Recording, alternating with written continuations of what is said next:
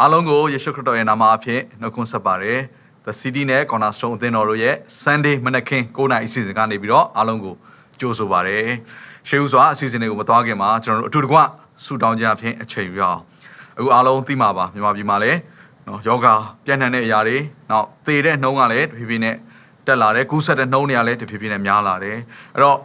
the Jama in a better biro, Losan Eduri, no Kunia Duresia, one to Naburi Masai. လောက်ဆောင်တော်သူတွေအားလုံးကလည်းเนาะတကယ်ကိုမနိုင်တဲ့ဝန်တစ်ခုကိုရောက်လာတဲ့အခြေအနေတစ်ခုကိုကျွန်တော်ကြော်ဖြတ်လာရပါပြီအဲ့တော့အရင်ကအခြေအနေထက်ပိုပြီးတော့ဆိုးတဲ့အခြေအနေဖြစ်တယ်ကျွန်တော်ပထမတစ်ချိန်တုန်းကလည်းအသင်းတော်အနေနဲ့တကယ်ပဲကျွန်တော်ဆူတောင်းခဲ့ကြတယ်ဒီတစ်ချိန်မှာလည်းကျွန်တော်တို့ဒါဟာဆူတောင်းမဲ့အချိန်ဖြစ်ကြောင်းကိုအားလုံးကိုကျွန်တော်နှိုးဆော်ခြင်းနဲ့ဒါကြောင့်ကျွန်တော်တို့ချီးမွမ်းခြင်းကိုးကွယ်ခြင်းဟိုမသွားခင်မှာအရင်ဆုံးဆူတောင်းခြင်းအပြင်အစာပြုအောင်တပြိုင်နက်တည်းမှာကျွန်တော်ကြော်ညာစရာတစ်ခုရှိပါတယ်အဲ့ဒါကတော့အခုလာမဲ့ဗုဒ္ဓဦးနေ့ဂျာသာပရိနေ့တောက်ကြနေ့3ရက်အသင်းတော်နဲ့အတူတကွအစာရှောင်ဆူတောင်းဖို့ရန်အတွက်အားလုံးကိုနှိုးဆော်ခြင်းပါတယ်3ရက်တိတိကျွန်တော်တို့အစာရှောင်ဆူတောင်းကြမှာဖြစ်ပါတယ်ကဲအခုချိန်မှာအားလုံးစိတ်နှလုံးတည်ကြည်တည်ညွတ်တဲ့စူစည်းလက်မြန်မာပြည်အတွက်ခဏလောက်ဆူတောင်းပေးရအောင်အထူးသဖြင့်ယောဂခံစားနေရတဲ့သူတွေဒီယောဂကိုတွန်းလှန်ဖို့ရန်တိုက်ဖြတ်ဖို့ရန်အတွက်အရှိကနေဥဆောင်နေတဲ့ကျမ်းမာရေးနဲ့ဆိုင်တဲ့ဝန်ထမ်းတွေမှာစ၍အခုဒီຢာတွေကြောင့်မလို့ရိုက်ခတ်မှုခံစားနေရတဲ့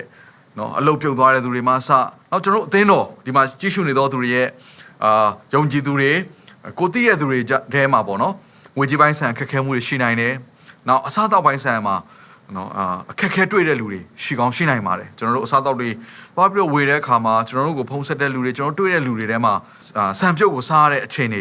ရောက်တဲ့လူတွေအများကြီးကိုကျွန်တော်တို့တွေ့ရပါတယ်ဒါကြောင့်မလို့ဒီလိုအခက်ခဲအချိန်ကာလအတွင်းမှာကျွန်တော်တို့အာယုံစူးစိုက်ရမယ့်အရာကဘုရားသခင်ဖြစ်တဲ့ဆိုတာအားလုံးကိုသတိပေးခြင်းနဲ့အခက်ခဲတွေ့လေဘုရားသခင်ကိုချင့်ကပ်ရလေပဲနော်ဒုက္ခဆင်းရဲကြုံတွေ့ရလေဘုရားသခင်စီမှာကျွန်တော်တိုးဝင်ရလေပဲဒါကြောင့်ခဏလောက်အတူတူကစိတ်လုံးသားများကိုစူးစီးလက်အတူတူကဆူတောင်းရအောင်ဘုရားသခင်ကိုရှင်ဖျားအမှုရာခက်တဲ့ကိုလည်းဝတ်တော့အနံပါတယ်ဖဘုရားသခင်အထူးသဖြင့်အခုလိုမျိုးခက်ခဲသောအချိန်ကာလတစ်ခုကိုမြန်မာပြည်မှာရှိသောညီကောင်မောင်နှမတယောက်စီရင်ကကြော်ဖြတ်နေရပါတယ်ယုံကြည်သူတွေအသင်းလူအသင်းသားတွေအသင်းတော်တွေမှုတော်ဆောင်တွေဟိုခရစ်ယာန်ဒီအစိုးရနဲ့ဆိုင်သောသူတွေအထူးသဖြင့်ဒီကျမ်းမာခြင်းနဲ့ဆိုင်တဲ့နယ်ပယ်မှာအလုပ်လုပ်သောသူတွေကအခုချိန်မှာယောဂနဲ့ပတ်သက်ပြီးတော့ရင်းဆိုင်ရတဲ့အရာတွေရှိပါတယ်ဖဘုရားသခင်ဒါကြောင့်ဒီနေရာကနေပြီးအားလုံးတတိယဆူတောင်းပေးပါတယ်အရှိကနေပြီးရင်းဆိုင်တိုက်ပွဲဝင်သောသူတွေကိုလည်းခရစ်ယာန်ခွန်အားပေးပါဖဘုရားသခင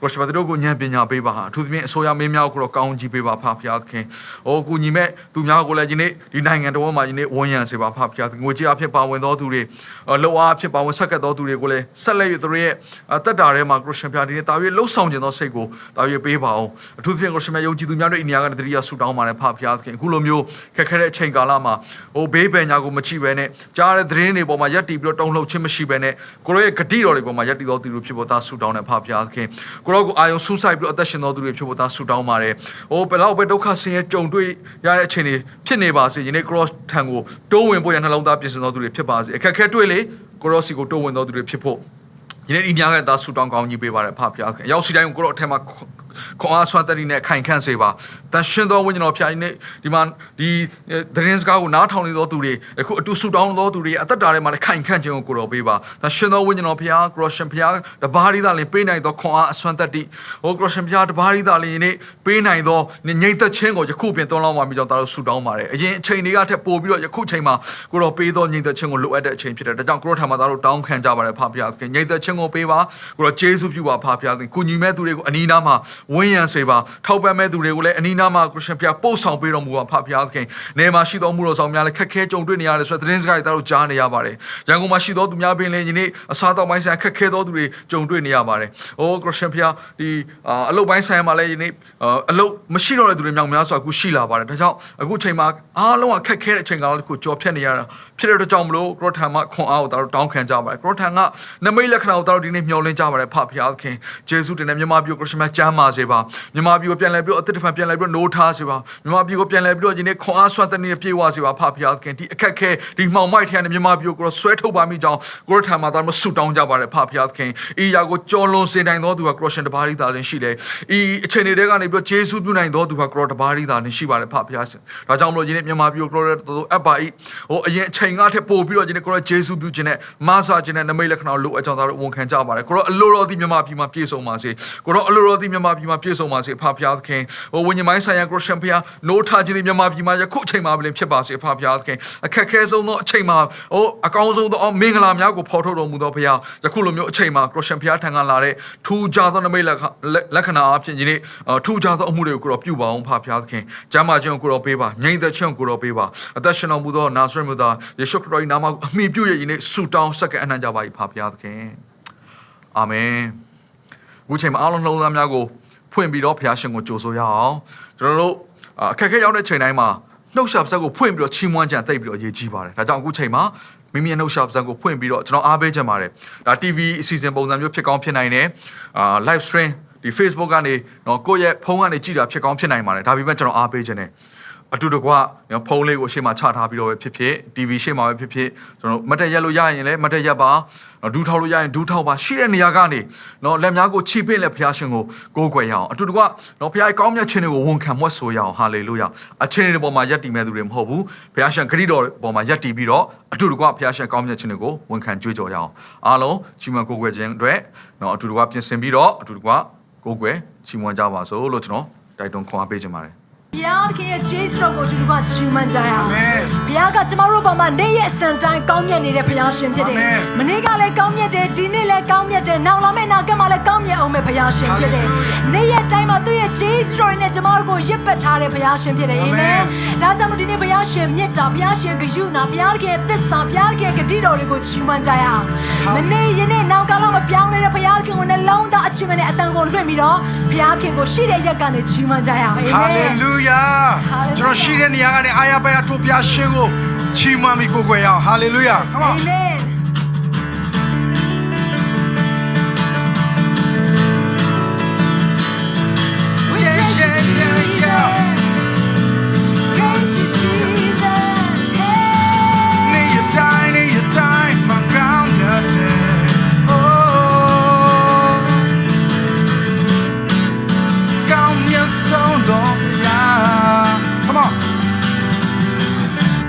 တိုင်းတွေဖျားရဲ့မြတ်တာနေတိုင်းတွေဖျားရဲ့ကျူနာနေတိုင်းတွေဖျားရဲ့ဂျေဇုတော်ဘုရားနေတယ်နေတိုင်းတွေဖျားရဲ့သစ္စာနေတိုင်းတွေဖျားရဲ့ဂတိတော်နေတိုင်းတွေဖျားရဲ့ကောင်းကြီးတွေဘုရားနေတယ်လိုက်လုံးများကိုရပ်တန့်သွားစေသူကိုရစနိုးတုံးနဲ့သူမြဲနေရှိနေတယ်ဘယ်တော့မှနာမချဘူးဘယ်တော့မှမပြတ်ဘူးလက်တော်နဲ့အနေနဲ့ပို့ဆောင်နေဘယ်တော့မှမချခဲ့ဘူးဘယ်တော့မှမဆုံးခဲ့ဘူးဘယ်တော့မှမမေ့ခဲ့ဘူးနေရတိုင်းနေရတိုင်းနေရတိုင်းနေရတိုင်းမှာ Snow နဲ့သူရှိတော့ပြနေရတိုင်းတွေဖျားရဲ့မြတ်တာနေရတိုင်းတွေဖျားရဲ့ကျူနာ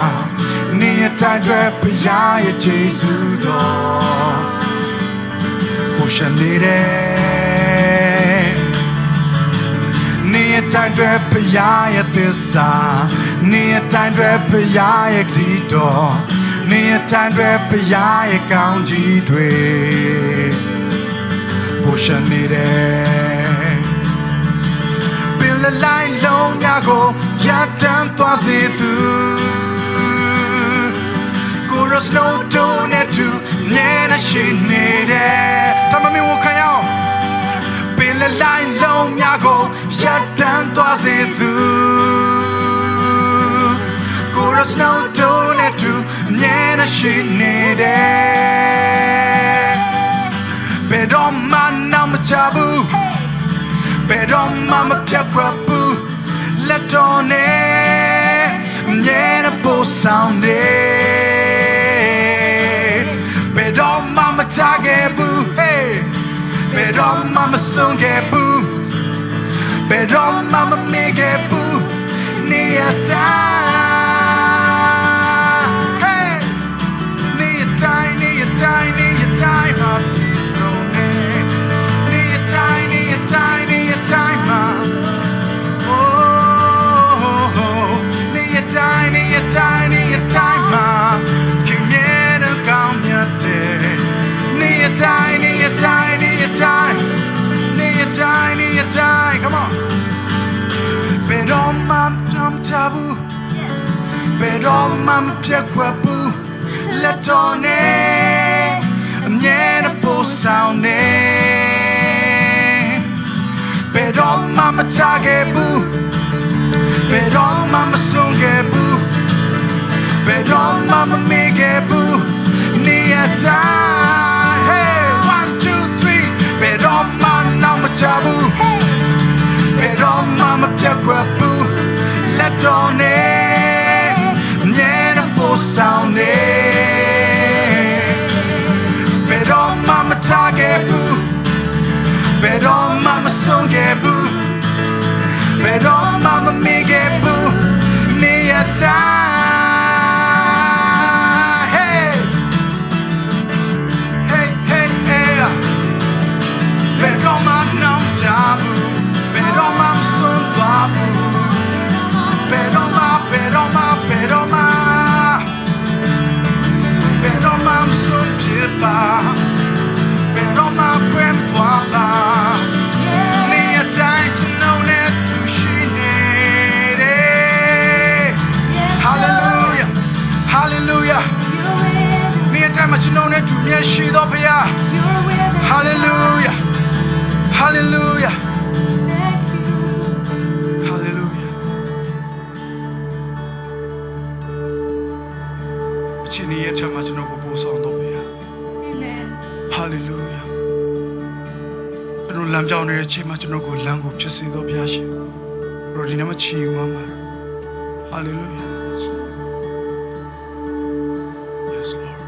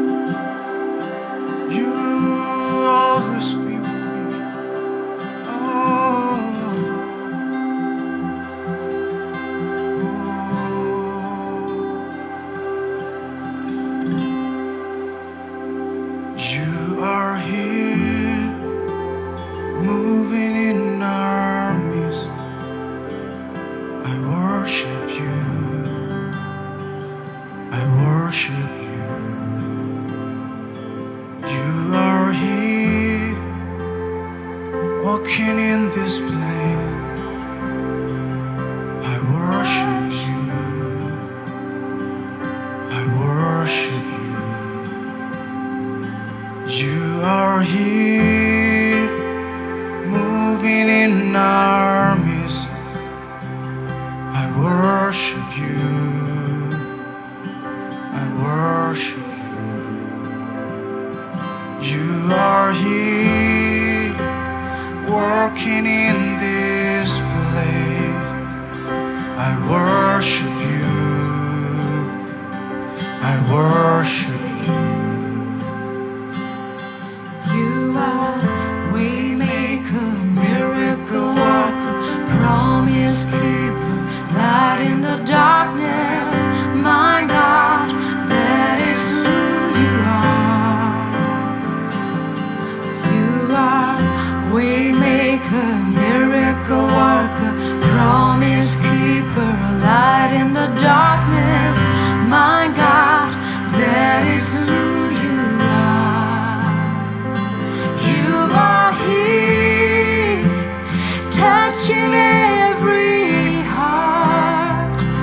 I worship you. I worship you. You are here, healing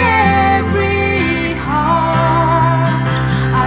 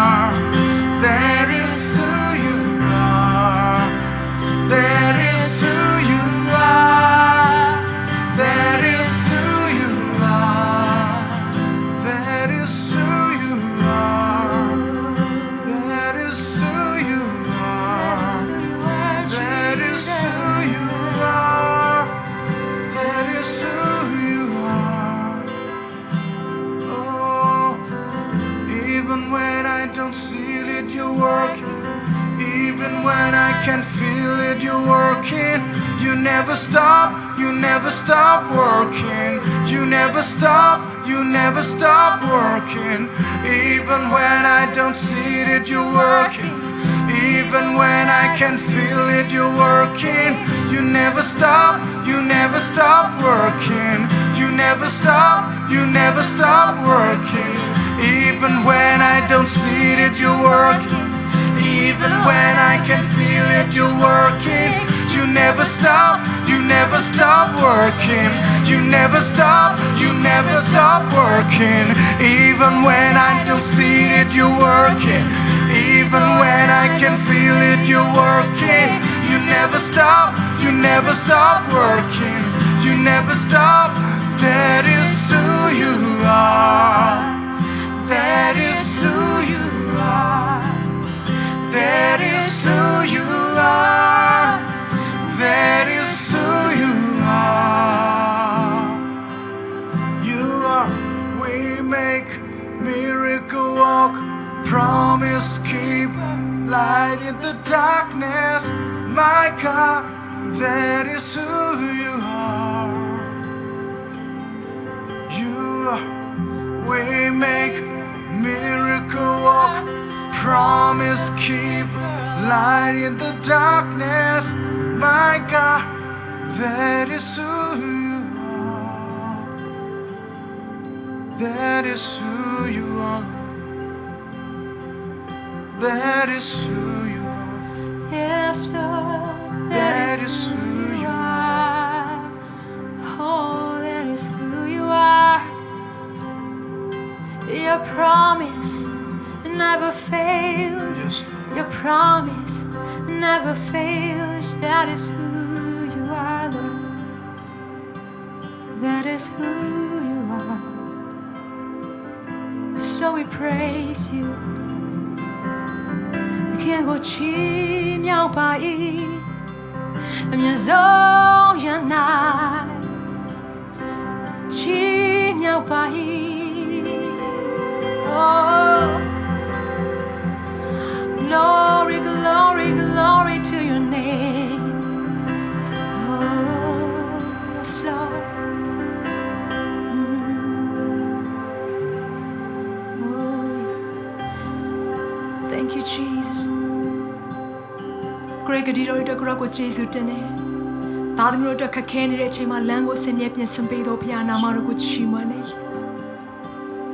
ကိုရောကောင်းမြတ်ပါတယ်ဝန်ခံတယ်ကိုရောကောင်းမြတ်တယ်ကိုရဲ့သစ္စာတော်ကအစင်မြဲတည်တယ်။ဒါကြောင့်မလို့ကိုရဲ့ဂုဏ်ကျေးဇူးတော်ကိုချီးမွမ်းကြပါတယ်ဘုရားရှင်။ Hallelujah ။ကိုရှင်မကျွန်တော်ရှိရဲ့ရမှာဒီနေ့ဘုရားခင်ကိုကိုးကွယ်ပါ။ဆက်လက်ပြီးတော့ဒီနေ့ဘုရားရှင်ကိုအာရုံပြုထားပါ။အိုသင်နှလုံးသားသင်ရဲ့နာဝိညာဉ်အိုသင်ရဲ့ရှိသမျှသောအရာခတ်သိမ်းနေတဲ့ဒီနေ့ဘုရားရှင်ကိုကိုးကွယ်ပါ။ဒီနေ့ဘုရားခင်မျက်မှောက်တော်ထဲမှာဆက်လက်ပြီးတော့အိုဘုရားခင်ကိုချီးမွမ်းပါအောင်။ချီးမွမ်းပါအောင်။ချီးမွမ်းပါအောင်။ဒီနေ့ဘုရားခင်ဂတိတော်တွေကိုကိုင်ဆွဲပြီးတော့ခက်ခဲနေတဲ့အချိန်မှာဘုရားခင်ကိုမျှော်လင့်ပါအောင်။မျှော်လင့်ပါအောင်။ Hallelujah.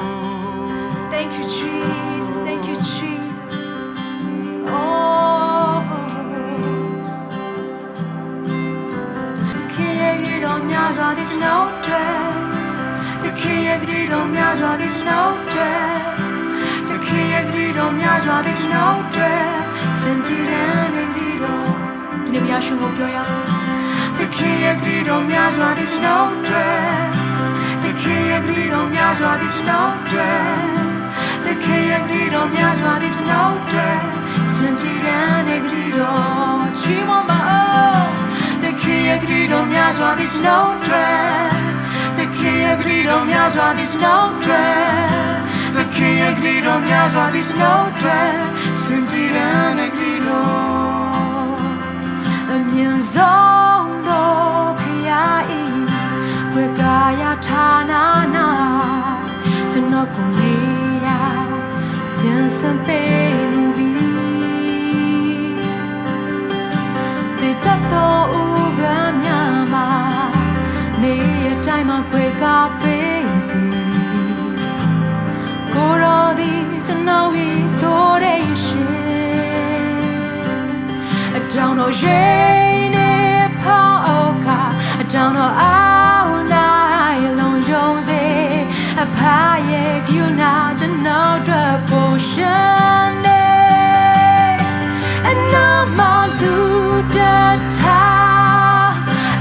Bamalutasa Adore your lejadole Can't know I'm a so picky And I'm all lutata Leia Bamalutasa You lay your tea kaitole The kiyagadiga Sanawa Tashanze Yes Lord Gregadi Roy Dokuro Jesus to the yeah. Come on, sing it out. The King Grido. The King Grido. Miazwa di no dread. The King Grido. Miazwa di no dread. The King Grido. Miazwa di no dread. Senti down the Grido. Hey, the King Grido. Miazwa di no dread. The King Grido. Miazwa di no dread. The King Grido. Miazwa di no dread. Senti down the Grido. Tap your mouth, the King. The King Grido. Miazwa di no dread. The King Grido. Miazwa di no dread. The King Grido. Miazwa di no dread. Senti down the Grido. Miazongo piyai. Wegaya tanana. Tanakuneya. Listen, baby. Dato uba myama ne time a quick up baby Guru di now we toration down no jane poka down no out night long jones a pie you not to know drop potion and I'm a lutata Leia Bamalutasa Adore your lejadole Can't you know I'm a so picky And I'm a lutata Leia Bamalutasa You lay me tikai tole The kiyagdiga to know the shoes Down in the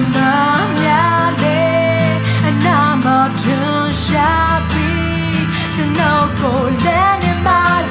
cheap and low. Jump babe, your name, Nagado, go champion is it. The key, bone to know I want to be.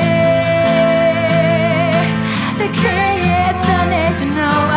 touches it. And I'm all looted. Bamalutasa Adore your lejadole Can't you know I'm a so picky And I'm a lutata Leia Bamalutasa You lay it tikai tole The king agriga to know the shanze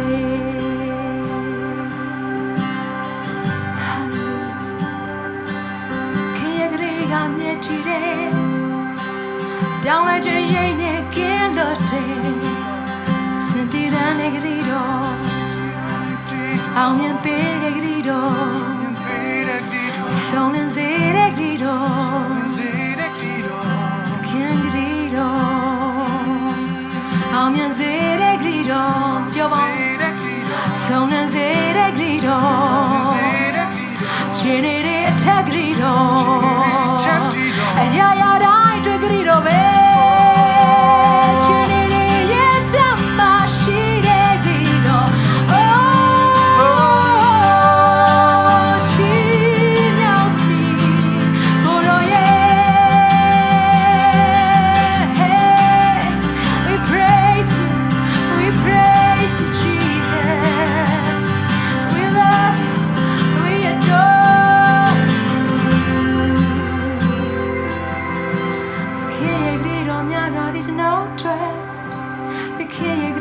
Miazwa di no dread The key grido miazwa di no dread Sentire ne grido The key grido miazwa di no dread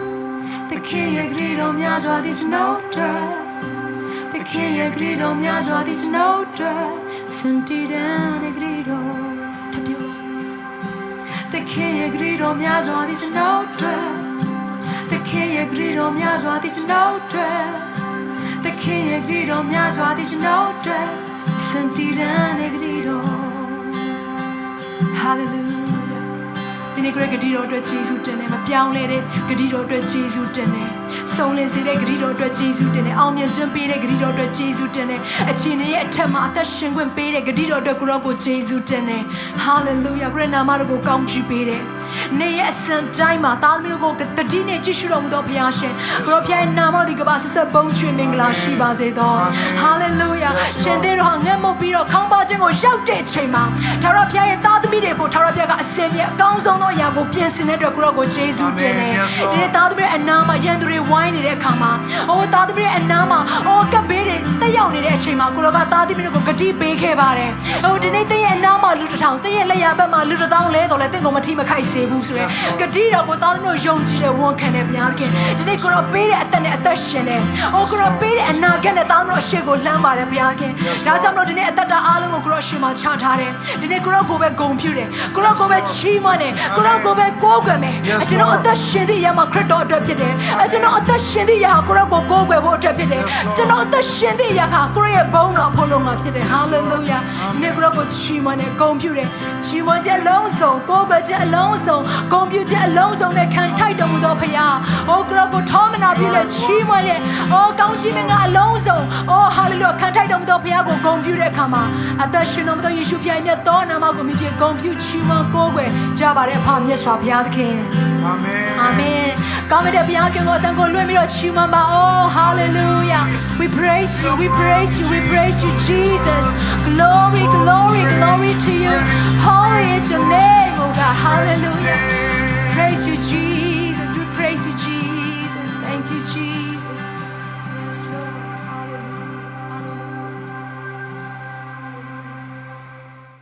Hallelujah ဘုရားသခင်ရဲ့ကျေးဇူးတော်ကိုတကယ်ပဲချီးမွမ်းတယ်ဘုရားသခင်ကကောင်းမြတ်တဲ့ဘုရားဖြစ်တယ်ကျွန်တော်တို့ရဲ့အသက်တာထဲမှာဘုရားသခင်အစဉ်မြဲကျေးဇူးပြုတဲ့ဘုရားဖြစ်ပါတယ်ကဲအခုကျွန်တော်အသင်းတော်နဲ့ဆိုင်တဲ့အရာလေးချို့ကိုအနေနဲ့ update လုပ်ချင်ပါတယ်အဲ့ဒါကတော့အားလုံးသိတဲ့အတိုင်းပဲအခုချိန်မှာနော်အသင်းအောင်ဆရာတွေနဲ့အချိန်ပြည့်အမှုတော်ဆောင်တွေအထူးသဖြင့်အကူအညီလိုအပ်နေသောမိသားစုတွေကိုကျွန်တော်တို့အသင်းတော်အနေနဲ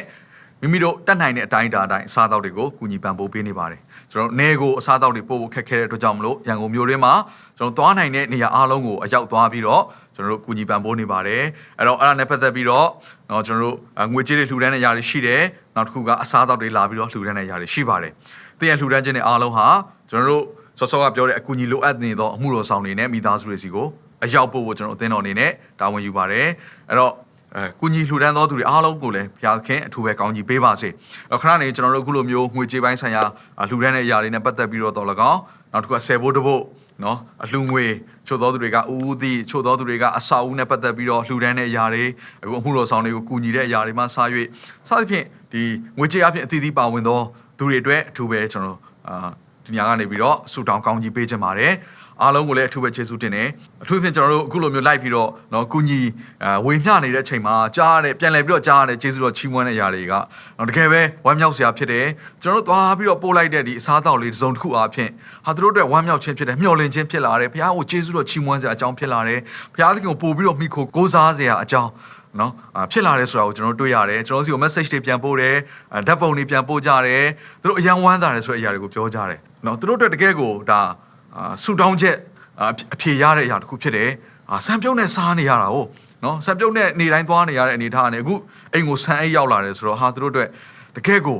ဝမ်းမြောက်စရာဖြစ်ပါတယ်အဲ့တော့ကျွန်တော်တို့အခုလိုမျိုးကျွန်တော်တို့ရဲ့လှုပ်ဖို့ဆောင်ဘက်တွေညီကိုမောင်နှမတွေပေါ့နော်ခရစ်တော်၌ညီကိုမောင်နှမတွေကကျွန်တော်တို့ရဲ့ကုညီမဆာခြင်းအဖြစ်ဝမ်းမြောက်ခြင်းဇုံတယောက်ခံစားတာကိုမြင်တဲ့အခါမှာအားလုံးအတွက်ကျွန်တော်ကျေးဇူးတော်ချီးမွမ်းစရာဖြစ်မဲ့အကြောင်းကျွန်တော်ဒီနေရာကနေသတင်းစကားပါချင်တာဖြစ်တယ်တစ်ဆက်တည်းမှာအသင်းတော်ကနေပြီးတော့ဆူတောင်းဖို့ရန်အတွက်ကျွန်တော်တို့အစီအစဉ်တစ်ခုကိုစီစဉ်ထားပါတယ်ဒီအချိန်ကာလဟာဆူတောင်းဖို့ရန်အတွက်အလိုအဆုံးအချိန်ကာလဖြစ်တယ်အခက်အခဲဆုံးသောအချိန်ရောက်လေဘုရားသခင်စီကိုတိုးဝင်ရလေဘုရားသခင်စီကိုကျွန်တော်တို့ဆူတောင်းခြင်းအဖြစ်မိခိုရလေဘုရားသခင်ကိုအနှံရလေဖြစ်တယ်ဒါကြောင့်မြန်မာပြည်အတွက်ကျွန်တော်တို့ဆူတောင်းမယ်ကျွန်တော်ညီကိုမောင်နှမတွေအတွက်ဆူတောင်းမယ်အသင်းတော်တွေအတွက်ဆူတောင်းရအောင်ဒီယောဂါကြီးမြန်မာပြည်ကနေလုံးဝရှင်းရှင်းလင်းလင်းပျောက်သွားဖို့ရန်အတွက်ကျွန်တော်တို့ဆူတောင်းရအောင်နောက် လှုပ်ဆောင်နေတဲ့အစိုးရမင်းတွေသက်ဆိုင်ရာနော်အာဏာပိုင်ဖွဲ့စည်းတွေအတွက်လည်းကျွန်တော်ဆူတောင်းမှုဖြစ်ပါတယ်အဲ့တော့အတူတကွနော်တစ်ကမ္ဘာလုံးမှာရှိတဲ့မြန်မာလူမျိုးများအတူတကွစုစည်းပြီးတော့ဆူတောင်းလို့ရအောင်အခုလာမယ့်ဗုဒ္ဓဦးနေ့ကြာသပတေးနေ့တောက်ကြနေ့3ရက်ဆက်တိုက်အစာရှောင်ဆူတောင်းခြင်းအစီအစဉ်ကိုလှုပ်ဆောင်သွားမှာဖြစ်တယ်အဲ့ဒီတော့အတူတကွဆူတောင်းလို့ရအောင်အတွက်လည်းနေ့ရက်တိုင်းမှာညဘက်မြန်မာစံတော်ချိန်9နာရီတိုင်းမှာကျွန်တော်တို့ဆူတောင်းခြင်းအစီအစဉ်ကိုအစပြုမှာဖြစ်တယ်။တခြင်းများအဖြစ်ကိုးကွယ်မယ်ပြီးတော့အတူတူကဆူတောင်းမယ်ဘုရားသခင်ဖွင့်ပြတဲ့ဒီနှိုးဆော်တဲ့အရာတွေဆူတောင်းဖို့ရန်အတွက်ပြောဆိုတဲ့အရာတွေကိုကျွန်တော်နှုတ်ကပတ်တော်အပြင်ခံယူမယ်ပြီးတော့အတူတူကဆူတောင်းကြမှာဖြစ်တယ်။ဒါကြောင့်မလို့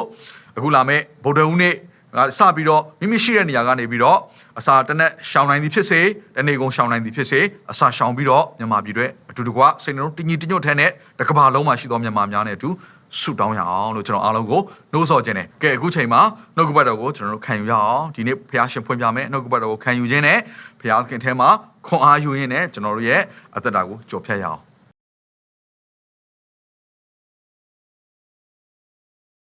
်ဟာလေလုယာဘုရားသခင်ရဲ့ကြီးစုတော်ကိုအထူးချီးမွမ်းပါတယ်ဘုရားရှင်ကကျမတို့ပေါ်မှာနေ့ရက်အစဉ်တိုင်းကောင်းမြတ်တော်ဘုရားရှင်ဖြစ်တယ်မနေ့ယနေ့နောင်ကာလမပြောင်းမလဲပဲနဲ့ကျမတို့တယောက်ချင်းတိုင်းကိုချစ်ပြီးတော့သူ့ရဲ့အတောင်တော်အရေးအောက်မှာလုံခြုံစွာနေခွင့်ပေးတဲ့အတွက်ကြောင့်မလို့ဘုရားသခင်ရဲ့ကြီးစုတော်ကိုချီးမွမ်းပါတယ်ဒီနေ့မှာကျမယုံကြည်သူညီကိုမတယောက်ချင်းတိုင်းအတွက်အထူးနှုတ်ကပတ်တော်ကိုဝင်ငှပေးလို့တယ်နှုတ်ကပတ်တော်ရဲ့ခေါင်းစဉ်ကဘာလဲဆိုရင်အရာရာကိုရင်ဆိုင်ရဲသောခွန်အားပြန်ပြောခြင်းနဲ့အရာရာကိုရင်ဆိုင်ရဲသောခွန်အားဖြစ်တယ်ဆိုတော့ဒီနှုတ်ကပတ်တော်ဟာကျမတို့ရဲ့အသက်တာထဲမှာတစ်ခါတလေကြောက်ရွံ့ခြင်းတွေနဲ့ရင်ဆိုင်ရတဲ့အခါမှာဘယ်လိုမျိုးဒီနော်ဘုရားသခင်နှုတ်ကပတ်တော်အားဖြင့်တော်၎င်းဘုရားသခင်ထံမှလာတဲ့ဉာဏ်ပညာအားဖြင့်တော်၎င်းဘယ်လိုရင်ဆိုင်ရမလဲဆိုတဲ့အကြောင်းအရာတွေကိုသိဖို့ရန်အတွက်နှုတ်ကပတ်တော်ထဲကနေပြီးတော့အကောင်းဆုံးသောနော်ဒီနေ့ဘုရားသခင်ထံကလာတဲ့ခွန်အားတွေနည်းပညာတွေကိုယူပြီးတော့ကျမတို့ရင်ဆိုင်ဖို့ရန်အတွက်ဖြစ်ပါတယ်ဒါကြောင့်မို့ညီကိုမောင်မများဒီနေ့မှာနော်တင်းရဲ့အသက်တာထဲမှာကြောက်စရာကောင်းတဲ့အခြေအနေတွေကိုတင်းကြုံတွေ့နေရပြီဆိုရင်တော့ဒီနေ့နှုတ်ကပတ်တော်ဟာတင်းအတွက်ဖြစ်တယ်တင်းရဲ့မိသားစုအတွက်ဖြစ်တယ်တင်းနဲ့သက်ဆိုင်တဲ့ညီကိုမောင်မတယောက်ချင်းတိုင်းအတွက်တိဆောက်စရာဖြစ်စေခြင်းအလို့ငါလွတ်မြောက်စေခြင်းဖြစ်စေခြင်းလို့ငါဒီနေ့ဘုရားသခင်ဟာကြီးတော်မှုကိုပြုတော်မှာဖြစ်တယ်အာမင်ဒါကြောင့်မလို့ကျွန်မအမြဲတမ်းပြောလို့ရှိတဲ့အရာရှိတယ်အဲ့ဒါကတော့နှုတ်ကပတ်တော်ကိုခံယူတဲ့အခါမှာနှလုံးသားတကားကိုကျေစွာဖွင့်ထားပါကျန်တဲ့အရာတွေအားလုံးကိုခဏလောက်မေ့ထားလိုက်ဒီအချိန်မှာအရေးကြီးဆုံးသောအရာကဘုရားသခင်ရဲ့နှုတ်ကပတ်တော်ဖြစ်တယ်ဘုရားသခင်ရဲ့မျက်မှောက်တော်ဖြစ်တယ်အဲ့ဒီဘုရားသခင်ရဲ့ကျမတို့တယောက်ချင်းစီတိုင်းအပေါ်မှာတက်နိုင်တဲ့သူ့ရဲ့တကိုးတော်ပဲဖြစ်တယ်ဒါကြောင့်မလို့ဒီနေ့ဘုရားသခင်ထံမှာဒါပဲမျှော်လင့်ဖို့ရန်အတွက်ကျွန်မရှေးဦးစွာတိုက်တွန်းနှိုးဆော်လိုတယ်အဲ့တော့ကျမ်းစာထဲမှာပြန်ကြည့်လိုက်မယ်ဆိုလို့ရှိရင်ဘုရားသခင်ရွေးချယ်ထားတဲ့ယောက်ျားမိန်းမတယောက်ချင်းစီရဲ့အသက်တာထဲမှာဘာတွေကိုကြော်ဖြတ်ခဲ့ရဘူးလဲဆိုတော့ကြောက်ရွံ့ခြင်းတွေကိုရင်ဆိုင်ခဲ့ရဘူးတဲ့အဲ့တော့မောရှေရဲ့အသက်တာကိုကြည့်မလားနော်သူရဲ့အသက်တာထဲမှာတောင်ဝေးကိုဘုရားခင်ကနော်မြေကြီးပေါ်ကိုပြစ်ချခိုင်းလိုက်တဲ့အခါမှာမွေဖြစ်သွားတဲ့အခါမှာသူကြောက်လို့ထွက်ပြေးဘူးတယ်ပြီးရင်သူအဂရုလူတယောက်ကိုတတ်ခဲ့တဲ့အခါမှာနော်ဖာရောမင်းကိုကြောက်လို့ထွက်ပြေးခဲ့ဘူးတယ်ဆိုလိုတဲ့ຢာကမောရှေရဲ့အသက်တာထဲမှာလည်းကြောက်ရွံ့ခြင်းဆိုတာရှိခဲ့ဘူးတယ်အာဗြဟံပဲကြည့်မလားအိဇက်ပဲကြည့်မလားရှင်ဘုရင်ကိုကြောက်တဲ့အတွက်ကြောင့်မလို့သူအသက်တရားမှာစိုးရိမ်ပြီးတော့ကြောက်ကြတဲ့အတွက်ကြောင့်မလို့ရှင်ဘုရင်ကိုဒီသားဖာနှစ်ယောက်စလုံးလည်းလိန်ခဲ့ဘူးကြတယ်ယာကုပ်ပဲကြည့်မလားသူရဲ့အကိုကိုလိန်တယ်သူရဲ့အဖေကိုလိန်ပြီးတော့ဘာလုပ်ခဲ့လဲထွက်ပြေးခဲ့ဘူးတဲ့ဆိုတော့ကျမ်းစာထဲမှာပြန်ကြည့်လိုက်တဲ့အခါမှာနောက်ဆုံးအေလိရပဲကြည့်မလားသူကိုယ်တိုင်လည်းကြောက်လွန်းလို့ယေဇဗေလကိုကြောက်လွန်းလို့သူဟာကူထဲမှာပုံအောင်ခဲ့ဘူးတဲ့ဘုရားသခင်လူတစ်ယောက်ဖြစ်တယ်ဆိုတော့ဒီကျမ်းစာထဲမှာပါတဲ့ယောက်ျားမိန်းမတစ်ယောက်ချင်းစီဟာတာမန်နေပါပဲသင်နဲ့ကျွန်တော်လိုပဲကြောက်ရွံ့ခြင်းကိုရင်ဆိုင်ခဲ့ကြဘူးတဲ့သို့တော့တင်းနဲ့ကျွန်တော်လိုမျိုးလူတွေဖြစ်ပေမဲ့လည်းအရေးကြီးတဲ့အရာတခုထူးဆန်းတဲ့အရာတခုကဘာလဲဆိုတော့သူတို့ထဲထဲမှာအဲ့ဒီကြောက်ရွံ့ခြင်းကိုဘလို့ခွန်အားတွေနဲ့ရင်ဆိုင်ခဲ့တယ်လေဘလို့မျိုးကြော်ဖြတ်ခဲ့တယ်လေဘလို့မျိုးအဲ့ဒီကြောက်ရွံ့ခြင်းတွေလာတဲ့အခါမှာအသက်တာထဲမှာသူတို့ဘလို့ပြန်ခွန်အားယူပြီးတော့ပြန်ထခဲ့တယ်လေဆိုတဲ့အကြောင်းအရာတွေကိုကျမတို့သိဖို့ရန်အတွက်လိုအပ်တယ်ဒါတွေကိုဆင်ခြင်နေဖို့ရန်အတွက်လိုအပ်တယ်အာမင်အဲ့တော့နောက်ဆုံးကျမ်းစာထဲမှာကြည့်လိုက်တဲ့အခါမှာတမန်တော်ဝတ္ထုအခန်းကြီး၄အခန်းငယ်30ကနေပြီးတော့31ကိုကြည့်မယ်ဆိုရင်ယေရှုခရစ်တော်ရဲ့တပည့်တော်တွေလည်းထိုအတိုင်းပဲဖြစ်တယ်အဲ့တော့ဒီဟာလေးကိုကျွန်မနည်းနည်းလေးဖတ်ချင်တယ်ကိုရောဤကျွန်တို့သည်နှုတ်ကပတ်တရားတော်ကိုရဲရင်စွာဟောပြောပါမည်အကြောင်းကယ်မသနာတော်မူပါဟုဆုတောင်းကြ၏နှုတ်ကပတ်တရားတော်ကိုဝေငှဖို့ရန်အတွက်ယေရှုခရစ်တော်ရွေးချယ်ခဲ့တဲ့တမန်တော်တွေဟာဘာဖြစ်ကြလဲဆိုလို့ရှိရင်အလွန်ကြောက်ရွံ့ကြတယ်တဲ့ဒါကြောင့်မလို့နှုတ်ကပတ်တရားတော်ကိုရဲရင်စွာဟောပြောနိုင်ပါမည်အကြောင်းသူတို့ဆုတောင်းကြတယ်ဘာဖြစ်လို့ကြောက်ရွံ့ရတယ်လဲဆိုလို့ရှိရင်သူတို့ကြောက်ရွံ့တဲ့အရာကပိလက်မင်းတို့ဟေရုမင်းတို့သူတို့ကိုချိန်ချောက်တဲ့အရာတွေပေါ်မှာသူတို့ကြောက်ရွံ့ကြတယ်သူတို့အသက်သေးရမှာကိုသူတို့အစပိုင်းမှာကြောက်ရွံ့ကြတယ်ဒါကြောင့်မလို့နှုတ်ကပတ်တော်ဟောတဲ့အခါမှာနော်ငါတို့ဘလို့ လိုမျိုးအခြေအနေနဲ့ရင်ဆိုင်ရမလဲမသိဘူးဆိုပြီးတော့ကြောက်ရွံ့တဲ့အခါမှာသူတို့ဆွတောင်းရတယ်တဲ့ကျမရဲ့အသက်တာထဲမှာလည်းကြောက်ရွံ့ဘူးလားဆိုတော့ကျမကိုယ်တိုင်လည်းကြောက်ရွံ့ဘူးတယ်စိန်ခေါ်မှုတွေကြုံလာတဲ့အခါမှာကြောက်ရွံ့တယ်ရင်ဆိုင်မဲ့ပြဿနာတွေကိုမဖြေရှင်းတတ်တဲ့အခါမှာကျမကြောက်ရွံ့တယ်အိုးနောက်ကိုပြန်လှည့်ပြေးခြင်းလောက်တဲ့အဆင့်ထိကျမကြောက်ရွံ့ခဲ့တဲ့အခြေအနေတွေကြုံခဲ့ဘူးတယ်နောက်ဆုံးနှုတ်ကပတ်တော်ဝင်ငှတဲ့အရာတော်မှာကျမဟာကြောက်ရွံ့တတ်တဲ့သူတစ်ယောက်ဖြစ်တယ်လူရှိမှထွက်ဖို့ရန်အတွက်ကျမဟာအမြဲတမ်းတွန့်ဆုတ်နေတတ်တဲ့သူတစ်ယောက်ဖြစ်ခဲ့တယ်ဒါမဲ့လေအဲ့ဒီဖယားသခင်ကနော်ကျမတို့အသက်တာထဲမှာဘလောက်အထိကြီးမားတဲ့အကြံစီရှိတယ်လေကျမတို့ကိုဘလို့ရွေးချယ်ထားတယ်လေကျမတို့ရဲ့တန်ဖိုးဟာဘသူဖြစ်တယ်လဲဆိုတဲ့အရာကိုသိတဲ့အချိန်မှာကျမရဲ့အသက်တာဟာပြောင်းလဲခဲ့တယ်အခုဒီမှာလေနှုတ်ကပတ်တရားတော်ကိုဝင်ငှဖို့ရန်အတွက်ကြောက်ရွံ့နေတဲ့ဒီတမန်တော်တွေဟာဆွတောင်းကြတယ်တဲ့ဖယားရဲ့အရှိမဆွတောင်းတဲ့အခါမှာအဲ့ဒီအချိန်မှာဘာဖြစ်လဲဆိုတော့သူတို့ဆွဝေးတဲ့အရာဟာလှုပ်ရှားလာတယ်နော်တနည်းအားဖြင့်မြင်းကလေးနဲ့လှုပ်လာတယ်တုံလှုပ်လာတယ်ပြီးတော့တရှင်သောဝိညာဉ်တော်နဲ့ပြေဝလာတယ်အဲ့ဒီအချိန်ကစပြီးတော့ဖယားသခင်ရဲ့နှုတ်ကပတ်တရားတော်ကိုရဲရင်စွာဝင်ငှနိုင်တယ်တဲ့ဆိုတော့သူတို့ကြောက်ရွံ့နေတဲ့အချိန်မှာသူတို့တုံလှုပ်နေတဲ့အချိန်မှာသူတို့ရွေးချယ်စရာလမ်းမရှိတဲ့အခါမှာသူတို့ဘာလုပ်ကြလဲဆိုတော့အဲ့ဒီဘုရားသခင်ကိုကိုးစားကြတယ်ဘုရားသခင်ရဲ့မျက်မှောက်တော်တွေကိုဝင်ပြီးတော့အဲ့ဒီဘုရားသခင်သွန်းလောင်းတဲ့ခွန်အားနဲ့ရှေ့ကိုဆက်ကြတယ်ဒီနေ့မိတ်ဆွေသင်ရဲ့အသက်တာထဲမှာလဲဒီလိုမျိုးကြောက်ရွံ့တုန်လှုပ်စရာကောင်းနေတဲ့အခြေအနေတွေသင်ကြုံတွေ့နေရပြီဆိုရင်ဘုရားသခင်ရဲ့ကယ်လွှတ်ခြင်းဟာသင်နဲ့သင်မိသားစုအတွက်ဒီနေ့ပင်တက်ရောက်ပြီလို့ကျွန်မဝင်ငှချင်တယ်အာမင်အဲ့တော့အခုချိန်မှာကျမတို့COVID-19 ကအရန်ပြန့်ပွားနေတဲ့မြန်မာနိုင်ငံမှာเนาะကျမမနေ့ကသတင်းတွေဖတ်ရတဲ့အခါမှာအသက်73နှစ်အရွယ်အသက်23နှစ်အရွယ်เนาะမိန်းကလေးတွေသေဆုံးကြတယ်ဆိုတဲ့အရာတွေကိုကျမမြင်တဲ့အခါမှာကျမအရန်စိတ်မကောင်းဘူးโอเคဘာဖြစ်လို့လဲဆိုတော့ဟာဒါကလူငယ်တွေအနေနဲ့ဒါခံနိုင်ခြင်းရှိတဲ့ဒါပိုးတစ်ခုလို့ပြောပေမဲ့လေအခုချိန်မှာလူငယ်တွေသေဆုံးတဲ့အရာတွေကိုကြားရတဲ့အခါမှာမြင်ရတဲ့အခါမှာကျမအနေနဲ့เนาะသွားပြီးတော့အရန်ကိုတနာမိတယ်နော်ဝန်တော့ဝန်ဖို့သွားပြီးတော့ဖြစ်မိတယ်ဒါဆိုမြန်မာနိုင်ငံအတွက်ဆက်လက်ပြီးတော့ဘယ်လိုမျိုးနော်ရင်ဆိုင်ကြမလဲဒီအရာနဲ့ပတ်သက်ပြီးတော့နော်စသဖြင့်ကျမဘုရားသခင်ကိုမေးခွန်းထုတ်ခဲ့တဲ့အရာတွေရှိတယ်ဒါပေမဲ့ဘုရားသခင်ကလည်းသူ့ရဲ့နော်သားသမီးတွေတယောက်ချင်းစီအတွက်အကောင်းဆုံးသောအဖြေကိုနှုတ်ကပတ်တော်ထဲမှာဒီစာအုပ်ထဲမှာရေးနှင်ခဲ့ပြီးဖြစ်တယ်အဲ့ဒါကကျမတို့ဒီစာအုပ်ထဲမှာပဲတင်ထားဖို့ရန်အတွက်ပဲမဟုတ်ပဲနဲ့ကျမတို့ရဲ့အတွင်းစိတ်ဝိညာဉ်ထဲမှာတင်ထားဖို့ရန်အတွက်ဖြစ်တယ်ကျမတို့ရဲ့နှလုံးသားထဲမှာဆွဲမြဲနေဖို့ရန်အတွက်ဖြစ်တယ်အဲ့ဒီဂတိတော်တွေကိုကင်ဆွဲမဲ့အချိန်ကာလဟာဒီအချိန်ကာလဖြစ်တယ်အာမင်ကောင်းစားတဲ့အချိန်ကာလကိုပဲเนาะဒီနေ့ဘုရားသခင်ကပေးချင်တာမဟုတ်ဘူးဆင်းရဲတဲ့အချိန်ကာလဒုက္ခရောက်တဲ့အချိန်ကာလမှာလေဒီနေ့ဂတိတော်ကိုကင်ဆွဲပြီးတော့အဲ့ဒီဂတိတော်ထဲမှာယုံကြည်ခြင်းနဲ့ခြေလန်းလန်းတဲ့သူတွေကိုဒီနေ့ဘုရားရှင်ကရှာနေတာဖြစ်တယ်ဟာလေလုယာဟာလေလုယာဒါကြောင့်ဒီနှုတ်ကပတ်တော်ကိုကြည့်တဲ့အခါမှာပထမဦးဆုံးဘသူရဲ့အကြောင်းအရာကိုတွေ့ရတယ်လေဆိုလို့ရှိရင်ကျမအရန်ကြိုက်တဲ့လူတစ်ယောက်ရှိတယ်သူကတော့ဒါဝိဒ်เนาะကျမတို့ဓမ္မရာဆိုရင်ပထမစာဆောင်အခန်းကြီး30အခန်းငယ်1ကနေ4ကိုဖတ်တဲ့အခါမှာဒါဝိဒ်ရဲ့ကြောက်စရာအကောင်းဆုံးသောအခြေအနေများတဲ့ကတစ်ခုကိုတွေ့ရတယ်အဲ့တော့ဒီနေ့မှာတော့ဒါဝိဒ်အကြောင်းကိုနည်းနည်းလေးလေ့လာဖို့ရတဲ့ဖြစ်တယ်အဲ့တော့ဓမ္မရာဆိုရင်ပထမစာဆောင်အခန်းကြီး30အခန်းငယ်1ကနေ4ကိုကျမတို့အတူတူကဖတ်ကြရအောင်3ရက်လွန်၍ဒါဝိဒ်နှင့်သူ၏လူတို့သည်ဇီကလတ်မြို့သို့ရောက်သောအခါအာမလက်လူတို့သည်တောင်ပီနှင့်ဇီကလတ်မြို့ကိုတိုက်သဖြင့်ဇီကလတ်မြို့ကိုလှုပ်ကြံ၍မီးရှို့နှင့်ကြပြီမြို့၌ရှိသောမိမအကြီးငယ်တယောက်ကိုမျှမသက်ရှိသမျှတို့ကိုတိမ်းသွားနှင့်ကြပြီတို့ဖြစ်၍ဒါဝိဒ်နှင့်သူ၏လူတို့သည်မြို့သို့ရောက်သောအခါမြို့ကိုမီးရှို့၍မယားသားသမီးများကိုတိမ်းသွားကြောင်းကိုတွေ့သဖြင့်ငိုတံကိုလှင့်၍အားကုန်သည်တိုင်အောင်ငိုကြွေးကြ၏အဲ့တော့ဒီအဖြစ်ပြက်ကအဘယ်အချိန်မှဖြစ်သွားတာလဲဆိုလို့ရှိရင်ဒါဝိဒ်ကရှောလူရဲ့ရန်ကိုကြောက်ပြီးတော့သူဟာနော်ဖိလိပ္ပိတွေရှိတဲ့နော်ဖိလိပ္ပိလူတွေရှိတဲ့အရက်မှာထွက်ပြေးပြီးတော့ပုန်းရှောင်တယ်အဲ့လိုပုန်းရှောင်တဲ့အခါမှာအဲ့ဒီဖိလိပ္ပိနော်လူတွေရှိတဲ့အရက်မှာဖိလိပ္ပိမင်းတွေအများကြီးရှိတယ်အဲ့ဒီဖိလိပ္ပိမြို့ထဲမှာအဲ့ဒီထဲမှာမင်းတစ်ပါးရှိတယ်သူရဲ့နာမည်က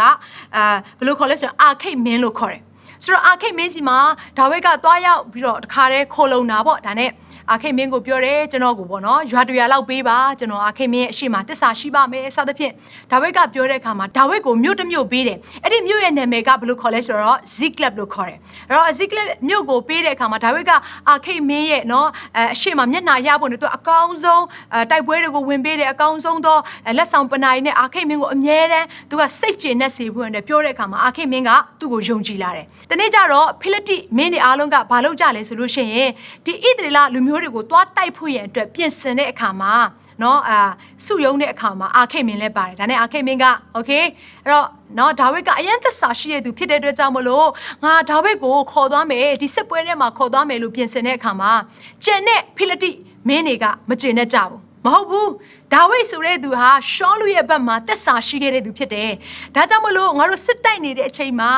ဒါဝိဒ်ရဲ့စိတ်ကရှောလုထံကိုလှည့်ပြီးတော့ငါတို့ကိုပြန်တိုက်ခိုက်မယ်ဆိုရင်ငါတို့ရှုံးနေကြအကြောင်းရှိတယ်ဒါကြောင့်မလို့နော်ဒါဝိဒ်ကိုပြန်ခိုင်းပါသူ့ရဲ့နော်ဇိကလက်မြို့ကိုပြန်ခိုင်းလိုက်ပါလို့ပြောတဲ့အခါမှာဒါဝိဒ်ကလည်းနောက်ဆုံးအာခိမင်းရဲ့တိုက်တွန်းနှိုးဆော်မှုနဲ့ဇိကလက်မြို့ကိုပြန်သွားဖို့အတွက်ဖြစ်လာတယ်အဲ့တော့အဲ့ဒီဇီကလတ်မြို့ကနော်ခုနသူတို့ရှိနေတယ်သူတို့တက်ချထားတဲ့အာဖတ်မြို့နဲ့ဆိုရင်မိုင်90လောက်กว่าဝေးတယ်ဆိုတော့အဲ့ဒီအရက်ကိုသွားဖို့ရန်အတွက်နော်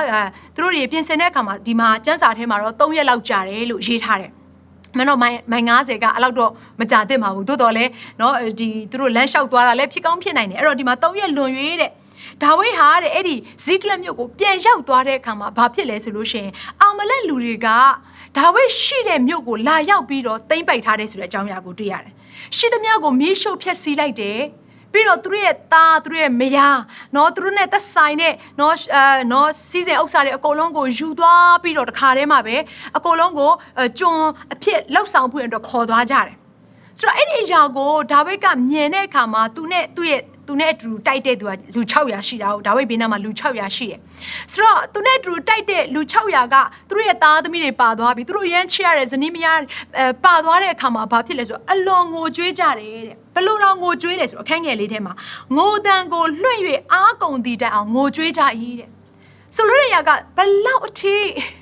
ိသူတို့အထဲထဲမှာကြေကွဲနေမလဲအော်ငါရဲ့သမီးလေးများနော်တစုံတရာဖြစ်သွားခဲ့ရင်ငါရဲ့သားလေးများသူတို့ရဲ့ရိုက်နှက်ခြင်းကိုခံရမလားသူတို့ရဲ့ညှဉ်းဆဲခြင်းကိုခံရမလားအိုငါရဲ့ချစ်ရတဲ့ဇနီးတွေသူတို့ဘာများလုပ်လိုက်ပြီလဲစသဖြင့်အဲ့ဒီအကြောင်းအရာတွေကိုသူတို့စဉ်းစားတဲ့အခါမှာယူကျုံမရဖြစ်ပြီးတော့ငိုကြွေးကြတယ်အတန်ကိုလွှင့်ကြတယ်ဆိုတော့ဒါဝိဒ်လည်းသူခံစားရတယ်သူ့ရဲ့အမျိုးသမီး2ယောက်ရှိတယ်အဟိနောင်နဲ့အဘိဂိလ်နော်2ယောက်စလုံးပါသွားတာအခုဒီမှာကျန်တဲ့စစ်တရေတွေသူစိတ်ချရပါတယ်ဆိုတော့သူနဲ့အတူတူနော်အသေးအတူရှင်းမကွာပေါ့နော်တခါတည်းတိုက်ပွဲဝင်မယ်ဆိုတဲ့သူတွေအားလုံးကလည်းအခုဘာလုပ်ကြတယ်ထင်လဲဒီလိုဒုက္ခရောက်တဲ့အချိန်မှာအရန်ကိုဝမ်းနဲ့ကြေကွဲပြီးတော့တကယ်ဘာမှနော်မလုပ်ချင်မကင်ချင်တော့တဲ့အခြေအနေမှာသူတို့စတင်ပြီးတော့သူတို့အပြစ်တင်ခြင်းခံရတဲ့သူကဘာလို့လဲဆိုတော့ဒါဝိဒ်ကိုအပြစ်တင်တာဖြစ်တယ်အဲ့တော့အခန်းငယ်6မှာဘယ်လိုပြောထားလဲဆိုရင်ဒါဝိဒ်သည်အလွန်စိတ်ညိုညင်ဆင်းရဲ၏လူများတို့သည်မိမိတို့သားသမီးများကြောင့်စိတ်ညှိုးငယ်တဲ့ဖြင့်ဒါဝိဒ်ကိုကြောက်ခဲနှင့်ပြစ်မိဟုဆိုကြ၏အဲ့လိုခက်ခဲနေတဲ့အချိန်ကာလမှာတကယ်ကိုသူတို့ဘာမှမလုပ်တတ်တော့တဲ့အချိန်ကာလမှာသူတို့အယုံဆုံးလုပ်တဲ့အရာခေါင်းဆောင်ကိုအပြစ်တင်တယ်ခေါင်းဆောင်ကြောင့်ငါတို့ဒီလိုခံရတာခေါင်းဆောင်ရဲ့အနောက်ကိုလိုက်တဲ့အတွက်ကြောင့်မလို့ငါတို့ဒီလိုမျိုးအခက်ခဲတွေနဲ့ရင်ဆိုင်ရတာငါတို့ဒီလိုမျိုးဒုက္ခတွေကိုရင်ဆိုင်ရတာဆိုပြီးတော့ဒါဝိဒ်ကိုကြောက်ခဲနဲ့ပြစ်တက်ဖွင့်တဲ့ပြင်ဆင်ကြတယ်စဉ်းစားကြည့်ပါဒီလူ600ဆိုတာကဒါဝိဒ်ကျွေးမွေးပြီးတော့အဆင်ပြေလာတဲ့သူတွေအစတော့ကသူတို့ကစစ်တရေတွေမဟုတ်ဘူးစစ်တိုက်တက်တဲ့သူတွေမဟုတ်ဘူးအကျွေးရှိတဲ့သူတွေသူများကိုတက်ပြီးတော့ထွက်ပြေးနေတဲ့ဝရမ်းပြေးတွေတကယ်ဒုက္ခရောက်နေတဲ့သူတွေဒါပေမဲ့ဒီအချိန်မှာဒါဝိဒ်အားဖြင့်ဒါဝိဒ်ရဲ့မဆမှုအားဖြင့်ကောင်းစားလာတဲ့ဒီလူ600အခုဒါဝိဒ်နော်ဘာပဲပြောစစ်သွားတိုက်ဖွင့်တဲ့ပြင်ဆင်တဲ့အခါမှာပြန်လာတော့သူတို့ရဲ့သားသမီးတွေပါသွားတဲ့အခါမှာဒါဝိဒ်ကိုတတ်ဖို့ရန်အတွက်တောင်ပြင်ဆင်တယ်စဉ်းစားကြည့်ပါကိုရန်ယုံကြည်ရတဲ့ကိုရန်ချစ်ရတဲ့ကိုယ်တိုင်လည်းအမြဲတမ်းမဆကျွေးမွေးထားတဲ့သူတယောက်ကကိုတတ်ချင်လောက်တဲ့အဆင့်ထိကိုရမ်းမှုတယ်ဆိုရင်ဘယ်လောက်ထိခံစားရမလဲဒီချိန်မှာဒါဝိဒ်တော်တော်လေးကိုကြေကွဲမှာပဲကျမသာဒါဝိဒ်နေရာမှာဆိုတော်တော်လေးကိုကြောက်မိမှာပဲဒါပေမဲ့နောက်ကပတ်တော်ကဘယ်လိုပြောထားလဲဆိုလို့ရှင်ဒါဝိဒ်မူကမိမိဖျားသခင်ထာဝရဘုရားကိုကိုးစားလျက်နေတယ်ဒါဝိဒ်လှုပ်တဲ့အရာကဖျားသခင်ကိုကိုးစားနေတယ်တဲ့အဲ့တော့မြန်မာကျမ်းစာထဲမှာတော့ကိုးစားလျက်နေရွေ့လို့ရေးထားပေမဲ့အင်္ဂလိပ်ကျမ်းစာထဲမှာဘယ်လိုရေးထားတယ်လဲဆိုလို့ရှင် He strengthened himselfသူကိုသူပြန်ပြီးတော့ခွန်အားနဲ့ပြည့်စုံဖို့အတွက်သူခွန်အားယူတယ်တဲ့ He encouraged himself သူကိုသူပြန်လဲပြီးတော့အားပေးတယ်တဲ့ဒီနေ့ကျွန်မပြောပြမယ်ရင်ဆိုင်ရတဲ့ပြဿနာတွေကြီးလာပြီဆိုရင်ကြောက်စရာကောင်းတဲ့အရာတွေဘေးပက်လက်မှာဝိုင်းရံနေပြီဆိုရင်အပြေရှာလို့မတွေ့တော့ဘူးဆိုရင်ပထမဦးဆုံးတင်လွှတ်ရမယ့်အရာကတင့်ကိုယ်တင်အပြစ်တင်ရမှာမဟုတ်ဘူးပထမဦးဆုံးတင်လွှတ်မယ့်အရာကတင့်ကိုယ်တင်အားပေးဖို့အတွက်ဖြစ်တယ်ဟာလေလုယာလူတို့များများကဒုက္ခပြဿနာကြုံလာရပြီထွက်ပေါက်မရှိတော့ဘူးပြေးလမ်းမရှိတော့ဘူးဆိုသူတို့လှုပ်တက်တဲ့အရာကဘာလဲဆိုတော့အော်ငါအသုံးမကျလို့ကြည်စံငါဒီလမ်းကိုမရွေးခဲ့ရင်ကောင်းတာကြည်စံငါဒီလမ်းကိုမလျှောက်ခဲ့ရင်ကောင်းတာစသဖြင့်ဒီ negative နဲ့ဆိုင်တဲ့အတွေးခေါ်တွေကိုစဉ်းစားပြီးတော့ကိုအပြစ်တင်တဲ့အခါမှာနောက်ဆုံးတချို့သောသူတွေကဘာလုပ်ကြလဲအသက်မရှင်ခြင်းတော့တဲ့အထိဘဝကိုအရှုံးပေးတဲ့သူတွေ မြင်ဘူးတယ်မဟုတ်ဘူးလားဒါကြောင့်မလို့နော်တချို့တွေကပြောကြတယ်ဘဝဆိုတာတိုက်ပွဲပဲတဲ့နော်မှန်တယ်ကျမတို့ဒီလောကကိုရောက်လာတဲ့အခါမှာ welcome to the world ဆိုပြီးတော့နော်စတင်ပြီးတော့နော်လူတွေကကြိုဆိုကြတယ်ခလေးတယောက်မွေးလာတဲ့အခါမှာအမှန်တော့ welcome to the world စစ်ပွဲတွေကိုကြိုဆိုပါတယ်လို့ပြောရမှာဖြစ်တယ်ဒီလောကကြီးကစစ်မြေပြင်တစ်ခုလိုပဲ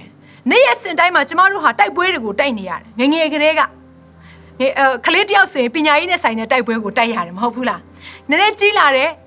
ဘွဲရသွားတယ်အလုံးနဲ့ဆိုင်တဲ့တိုက်ပွဲကိုတိုက်ရသေးတယ်အိမ်အောင်ကြလာမိသားစုနဲ့ဆိုင်တဲ့တိုက်ပွဲကိုတိုက်ရတယ်သားသမီးရေးရမှာသားသမီးနဲ့ဆိုင်တဲ့တိုက်ပွဲကိုတိုက်ရတယ်အသက်ကြီးလာကျန်းမာရေးနဲ့ဆိုင်တဲ့တိုက်ပွဲကိုတိုက်ရတယ်ဆိုတော့တိုက်ပွဲဆိုတာအများတန်းရှိနေမှာပဲဒါပေမဲ့နားလေစီခြင်းနဲ့တိုက်ပွဲရှိတိုင်းသာရှုံးနေခြင်းဆိုလို့ရှိရင်ကျမတို့ဟာဘယ်တော့မှနော်ဒီလောကမှာအသက်ရှင်ရတဲ့တကယ်နော်ထူးခြားခြင်းကိုဘယ်တော့မှအနှစ်သာရကိုသိလာမှာမဟုတ်ဘူးဥပမာတစ်ခုကိုပြောပြမယ်ဆိုလို့ရှိရင်ကျမတို့တစ်ပင်တွေရှိတယ်အခုနေရာတိုင်းမှာမြန်မာနိုင်ငံမှာဆိုတစ်ပင်သိပ်ပေါ်တယ်အဲ့တော့လေတိုက်တိုင်းသာတက်ရွက်ကျွေရမယ်ဆိုရင်တစ်ပင်မှာအရွက်တောင်ရှိမှာမဟုတ်ဒီလိုပဲလေကတော့ကျမတို့အသက်လေလို့ခေါ်တဲ့ဒီပြဿနာတွေကတော့ကျမတို့ရဲ့ဘေးနားမှာအမြဲတမ်းရောက်လာမှာပဲလာတိုက်ခိုက်နေမှာပဲဒါပေမဲ့ကျမတို့သိရမယ့်အရာတစ်ခုကနော်အဲ့ပြဿနာတွေထဲမှာကျမတို့ဟာကျွေလွင့်သွားမယ့်သူတွေမဟုတ်ဘူ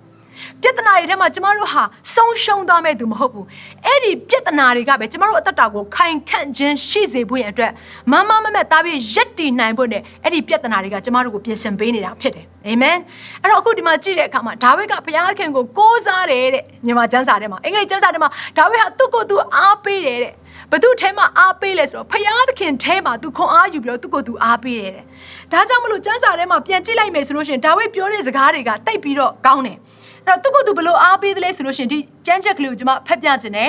စာလံ56လေးထဲမှာဆိုလို့ရှိရင်ဘုရားသခင်ကိုအမိပြု၍နှုတ်ကပတ်တော်၌ဝါကြွားပါမည်ငါသည်ဘုရားသခင်ကိုခိုလုံသည်ဖြစ်၍ကြောက်ရှာမရှိလူသည်ငါ၌အဘယ်သို့ပြုနိုင်သနည်းစသဖြင့်ဒါဝိဒ်ဟာပြဿနာတွေကိုကြုံဆုံလာရတဲ့အခါတိုင်းမှာသူ့ကိုယ်သူအားပေးတယ်ငါဘာလို့ကြောက်ရမှာလဲလူတွေကငါ့ကိုဘာလုပ်လို့ရမှာလဲဒီနေ့ငါရဲ့ future ငါရဲ့အနာဂတ်တစ်ခုလုံးကိုဖန်ဆင်းထားတဲ့သူကဘုရားသခင်ဖြစ်တယ်ငါရဲ့အနာဂတ်တစ်ခုလုံးကိုရေးဆွဲထားတဲ့သူကဘုရားရှင်ဖြစ်တယ်ငါရဲ့အနာဂတ်တစ်ခုလုံးကိုပိုင်ဆိုင်တဲ့သူကဘုရားရှင်ဖြစ်တယ်အာမင်ဒါပေမဲ့သူ့ကိုယ်သူအားပေးတယ်ဒါကြောင့်မို့ဒါဝိဒ်နောက်ထပ်ရေးထားတဲ့စာလံကျမ်းတစ်ခုထဲမှာဘယ်လိုပြောထားလဲဆိုတော့ငါဟာတဲ့နှစ်ချိုက်စွာကောင်းမွန်စွာအိပ်ပျော်တဲ့ခုကိုဘုရားရှင်ပေးတယ်တဲ့ဒါကြောင့်မလို့ငါမကြောက်ဘူးတဲ့အကယ်၍ငါငိုကြွေးအော်ဟစ်နေရတယ်ဆိုရင်တော့မားတဲ့ငါငိုကြွေးအော်ဟစ်ပြီဆိုရင်ဘုရားသခင်ငါရှိတဲ့ရက်ကိုကြွလာပြီးတော့ငါ့ကိုကယ်လွတ်မဲ့ဘုရားရှင်ဖြစ်တယ်တဲ့အာမင်အဲ့ဒါဝိဒ်ဘာဖြစ်လို့ဒီလိုကြောက်စရာကောင်းတဲ့အခြေအနေမှာအရှုံးပေးခြင်းလောက်ရတဲ့အခြေအနေတစ်ခုရှိနေပေမဲ့လေ तू ဘာဖြစ်လို့ပြန်ပြီးတော့နော်ပြန်ပြီးတော့မတ်တက်ရက်နိုင်လဲပြန်ပြီးတော့တိုက်ပွဲတွေကိုဝင်နိုင်တယ်လေဆိုရင် तू ဟာဘုရားသခင်၌သူ့ကို तू အားပေးတတ်တဲ့သူဖြစ်တယ်ပြဿနာကို तू ရဲရင်စွာရင်ဆိုင်နိုင်ဖို့အတွက်ဘုရားသခင်ထံမှာ तू အမြဲတမ်းသူ့ရဲ့စိတ်နှလုံးကိုထားတတ်တော်သူဖြစ်တယ်ဒီနေ့နှုတ်ကပတ်တော်ထဲမှာပြန်ကြည့်လိုက်ပါညီကောင်မမများနှုတ်ကပတ်တော်ထဲမှာကြည့်လိုက်တဲ့အရာတိုင်းမှာဘုရားခင်ကရဲရင်ဖို့ရန်အတွက်ပြောထားတယ်ရင်ဆိုင်ရတဲ့တတိရှိဖို့အတွက်ပြောထားတယ်မကြောက်ရွံ့ဖို့ရန်အတွက်လည်းပြောထားတယ်ဖြောင့်မတ်သောသူမူကချင်သိကဲ့သို့ရဲရင်တက်၏တဲ့ဟာလေလုယာဒီနေ့ဖြောင့်မတ်သောသူယေရှုခရစ်တော်ရဲ့အသွေးတော်နဲ့ရွေးဝယ်ခြင်းကိုခံရတဲ့သင်နဲ့ကျွန်ုပ်ဟာရဲရင်ခြင်းရှိဖို့ရန်အတွက်ဒီနေ့ဘုရားခင်အလိုတော်ရှိတယ်ဘလို့ရဲရင်ရမှာလဲချင်သိကဲ့သို့ရဲရင်ဖို့နဲ့ဘုရားခင်အလိုတော်ရှိတယ်ဒါကြောင့်မလို့စာလံ30ထဲမှာဗာပြောထားလေဆိုရင်တရိษံတကာတို့ထက်ခွန်အားကြီး၍အဘယ်သူကိုမျှမရှောင်တတ်သောချင်းသိတပါလို့ပြောထားတယ်ဆိုတော့ချင်းသိဆိုတဲ့တတဝါကဘလောက်အထိပဲခက်ခဲပြီးတော့ကြောက်စရာကောင်းနေတဲ့တရိษံကြီးမားတဲ့တရိษံသူ့ရှေ့မှာရှိနေပါစေဘယ်တော့မှမရှောင်အဲ့တရိษံမျိုးကိုတွေ့လို့ရှင်လေသူကဝင်ရောက်ပြီးတော့နော်စီးနှင်းတက်တဲ့သူမျိုးဖြစ်တယ်ဒါကြောင့်မလို့ဒီနေ့တည့်ရဲ့အသက်တာထဲမှာချင်းသိလိုမျိုးရဲရင်တဲ့အသက်တာရှိဝင်တဲ့လိုအပ်တယ်အဲ့တော့ချင်းသိလို့ပြောတဲ့အခါမှာနော်ကျမတို့ဗျာဒိတ်ကျမ်းခန်းကြီး9ထဲမှာနော်အခန်းငယ်4ကနေ9ကိုကြည့်မယ်ဆိုလို့ရှိရင်ဘု து အကြောင်းအရာကိုတွေ့ရလဲဆိုလို့ရှိရင်ယေရှုခရစ်တော်ကိုပုံဖော်ထားတဲ့အကြောင်းအရာကိုတွေ့ရတယ်။ဘာနဲ့ပုံဖော်ထားလဲဆိုရင်ယူဒာတို့ဤချင်းသိမင်းဆိုပြီးတော့ပုံဖော်ထားတယ်။ဆိုတော့ဗျာဒိတ်တို့ယေဇကျေလတို့ကိုကြည့်လိုက်မယ်ဆိုလို့ရှိရင်four face of God ခရစ်တော်ရဲ့တွင်ပြင်လက္ခဏာ၄မျိုးကိုဖော်ပြထားတဲ့အရာထဲမှာပထမတစ်ခုကချင်းသိကဲ့သို့ရဲရင်ခြင်းဆိုတဲ့အကြောင်းအရာကိုဖော်ပြထားတယ်။ဘာဖြစ်လို့လဲဆိုတော့ယေရှုခရစ်တော်ဟာအောင်မြင်ခဲ့ပြီဖြစ်တဲ့အတွက်ကြောင့်မလို့ယေရှုခရစ်တော်ကိုချင်းသိကဲ့သို့ရဲရင်နဲ့နော်မင်းဆိုပြီးတော့ခေါ်ရခြင်းဖြစ်တယ်။ဒါကျမတို့ရဲ့အသက်တာထဲမှာလည်းယေရှုခရစ်တော်ကိုအရှင်သခင်အနေနဲ့လက်ခံထားပြီးတော့မှအောင်မြင်ခြင်းရဲ့အရှင်သခင်ကိုကျမတို့ကယုံကြည်တယ်လို့ပြောပြီးတော့မှ ရင်ဆိုင်ရတဲ့ပြဿနာတွေကိုတွေ့တဲ့အခါမှာကျမတို့ကနောက်ဆုတ်ဖို့ရမဟုတ်ဘူးအောင်မြင်ခြင်းကိုဖခင်ကပေးပြီးပြီကျမတို့ဘက်ကလောက်ရမယ့်အရာကပြဿနာကိုရင်ဆိုင်ဖို့အတွက်ဖြစ်တယ်ကြောက်ရွံ့ခြင်းတွေကိုရင်ဆိုင်နေဖို့အတွက်ဖြစ်တယ်အခုသင်ရဲ့တက်တာထဲမှာဘယ်အရာနဲ့ပတ်သက်ပြီးတော့ရင်ဆိုင်နေရလဲငွေကြေးပြဿနာရင်ဆိုင်နေရလားဆက်ပြီးတော့ရင်ဆိုင်ပါနောက်ဆုတ်ထွက်ပြေးဖို့မဟုတ်ဘူးမကြမ်းမမာခြင်းနဲ့ဆိုင်နေတဲ့အရာကိုသင်ရင်ဆိုင်နေရလားငါမကြခင်မှာငါဆုံးရှုံးတော့မယ်လို့သင်ကိုသင်ထင်နေလားမဟုတ်ဘူးရင်ဆိုင်ပါအောင်အဲ့ဒီအထဲထဲမှာရဲရင်ချင်းထွက်ပေါ်လာပြီဆိုရင်အဲ့ဒီကြောင်းရစရာကောင်းနေတဲ့မကြမ်းမမာခြင်းလားငွေကြေးလားမိသားစုနဲ့ဆိုင်တဲ့ပြဿနာတွေလားထိုအရာအားလုံးကိုသင်ဟာကြော်ဖြတ်နိုင်မှာဖြစ်တယ်မာနကတော့ကျမတို့ကိုကြည့်လို့မရဘူးเนาะတပေထဲမှာပြောထားသလိုပဲဟောက်တော့ချင်းတဲ့ကဲ့သို့အဘယ်သူကိုမျိုးရမင်းနည်းဟူ၍လှဲ့လေရှာဖွေလျက်ရှိတယ်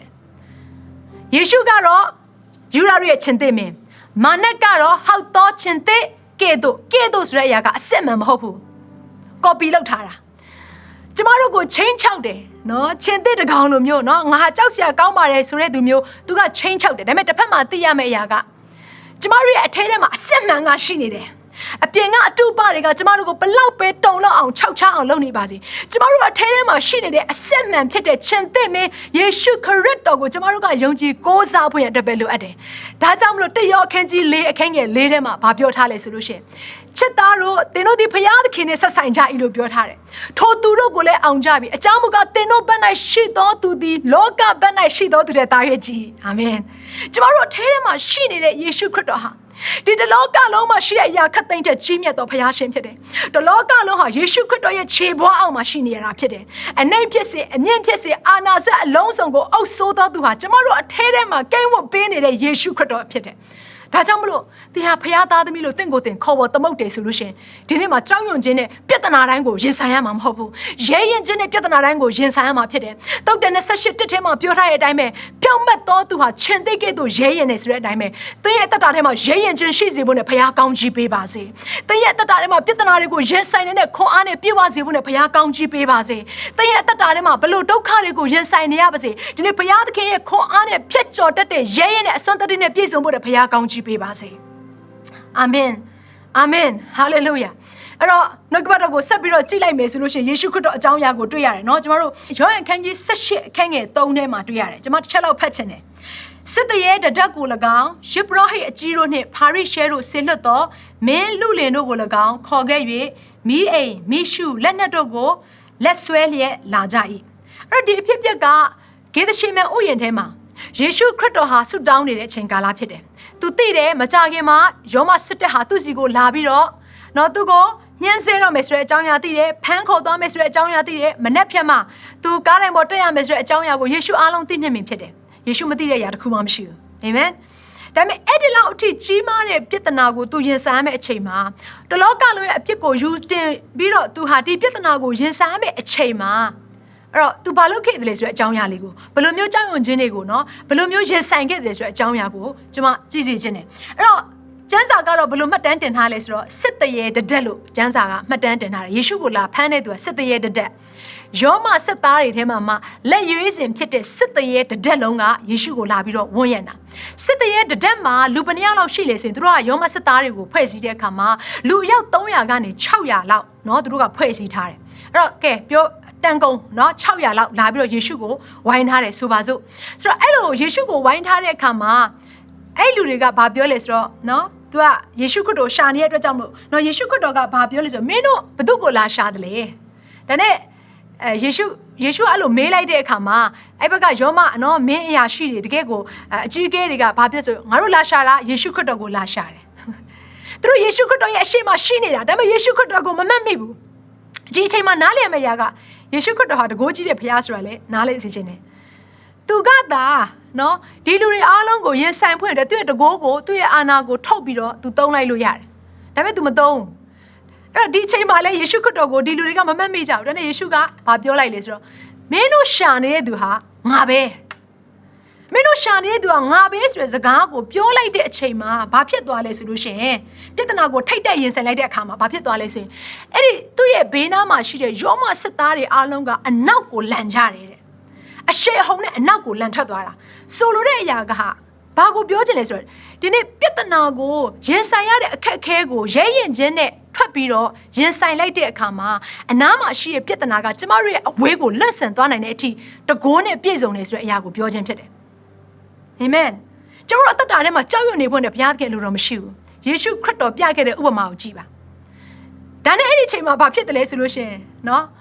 ်သူတို့ကမမှတ်မိဘူးနောက်ဆုံးယေရှုခရစ်တော်ကနော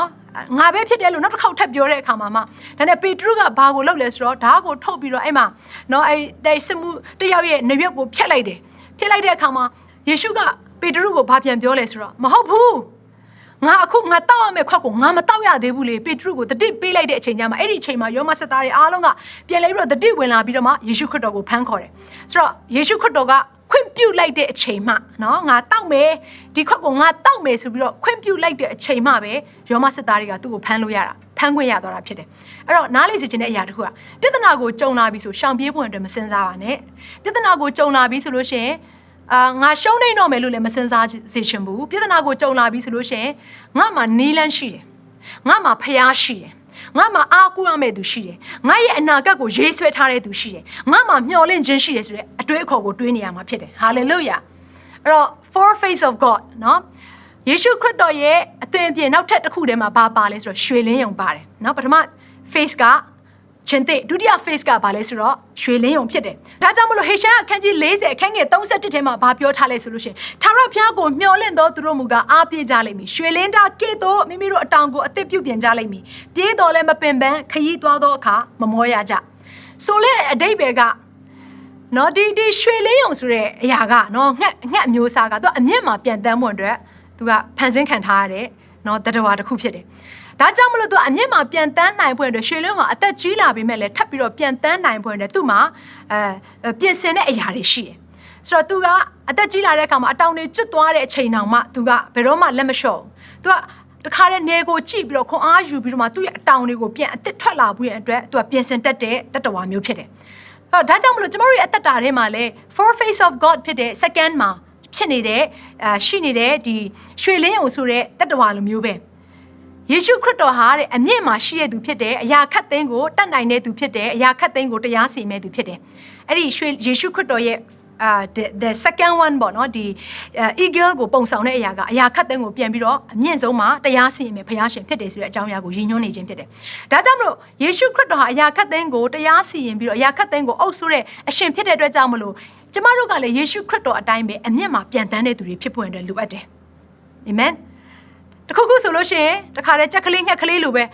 တခုခုဆိုမြေပေါ်မှာဒိုင်ပင်ထိုးဆင်းဖို့နဲ့မစင်းစားပါနဲ့မုန်တိုင်းလာပြီဆိုလို့ရှိရင်အပေါ်ကိုပြေးပြီးတော့မုန်တိုင်းရဲ့အထက်မှာပြန်တန်းနိုင်တဲ့အဆင့်ရှိဖို့နဲ့ဘုရားသခင်ကကျမတို့ကိုခေါ်ထားတာဖြစ်တယ်ဒီနေ့တည့်ရဲ့အသက်တာကိုဘုရားသခင်ခေါ်ထားတဲ့အရာကရွှေလင်းအောင်လိုမျိုးပြန်တန်းနိုင်တဲ့ခွန်အားအသက်နဲ့ပြန်တန်းနိုင်တဲ့အရာဖြစ်ဖို့နဲ့ဒီနေ့ဘုရားရှင်ကခေါ်ထားတာဖြစ်တယ်တစ်ဖက်မှာလည်းနားလေစေခြင်းနဲ့မာနကလည်းရွှေလင်းအောင်ကဲ့သို့ပဲတဲ့ဟောရှေခန်းကြီး၈ခန်းငယ်1ထဲမှာပြောထားတယ်ရန်သူသည်ရွှေလင်းတာကဲ့သို့ထာဝရဘုရား၏အိမ်တော်သို့လာလိမ့်မည်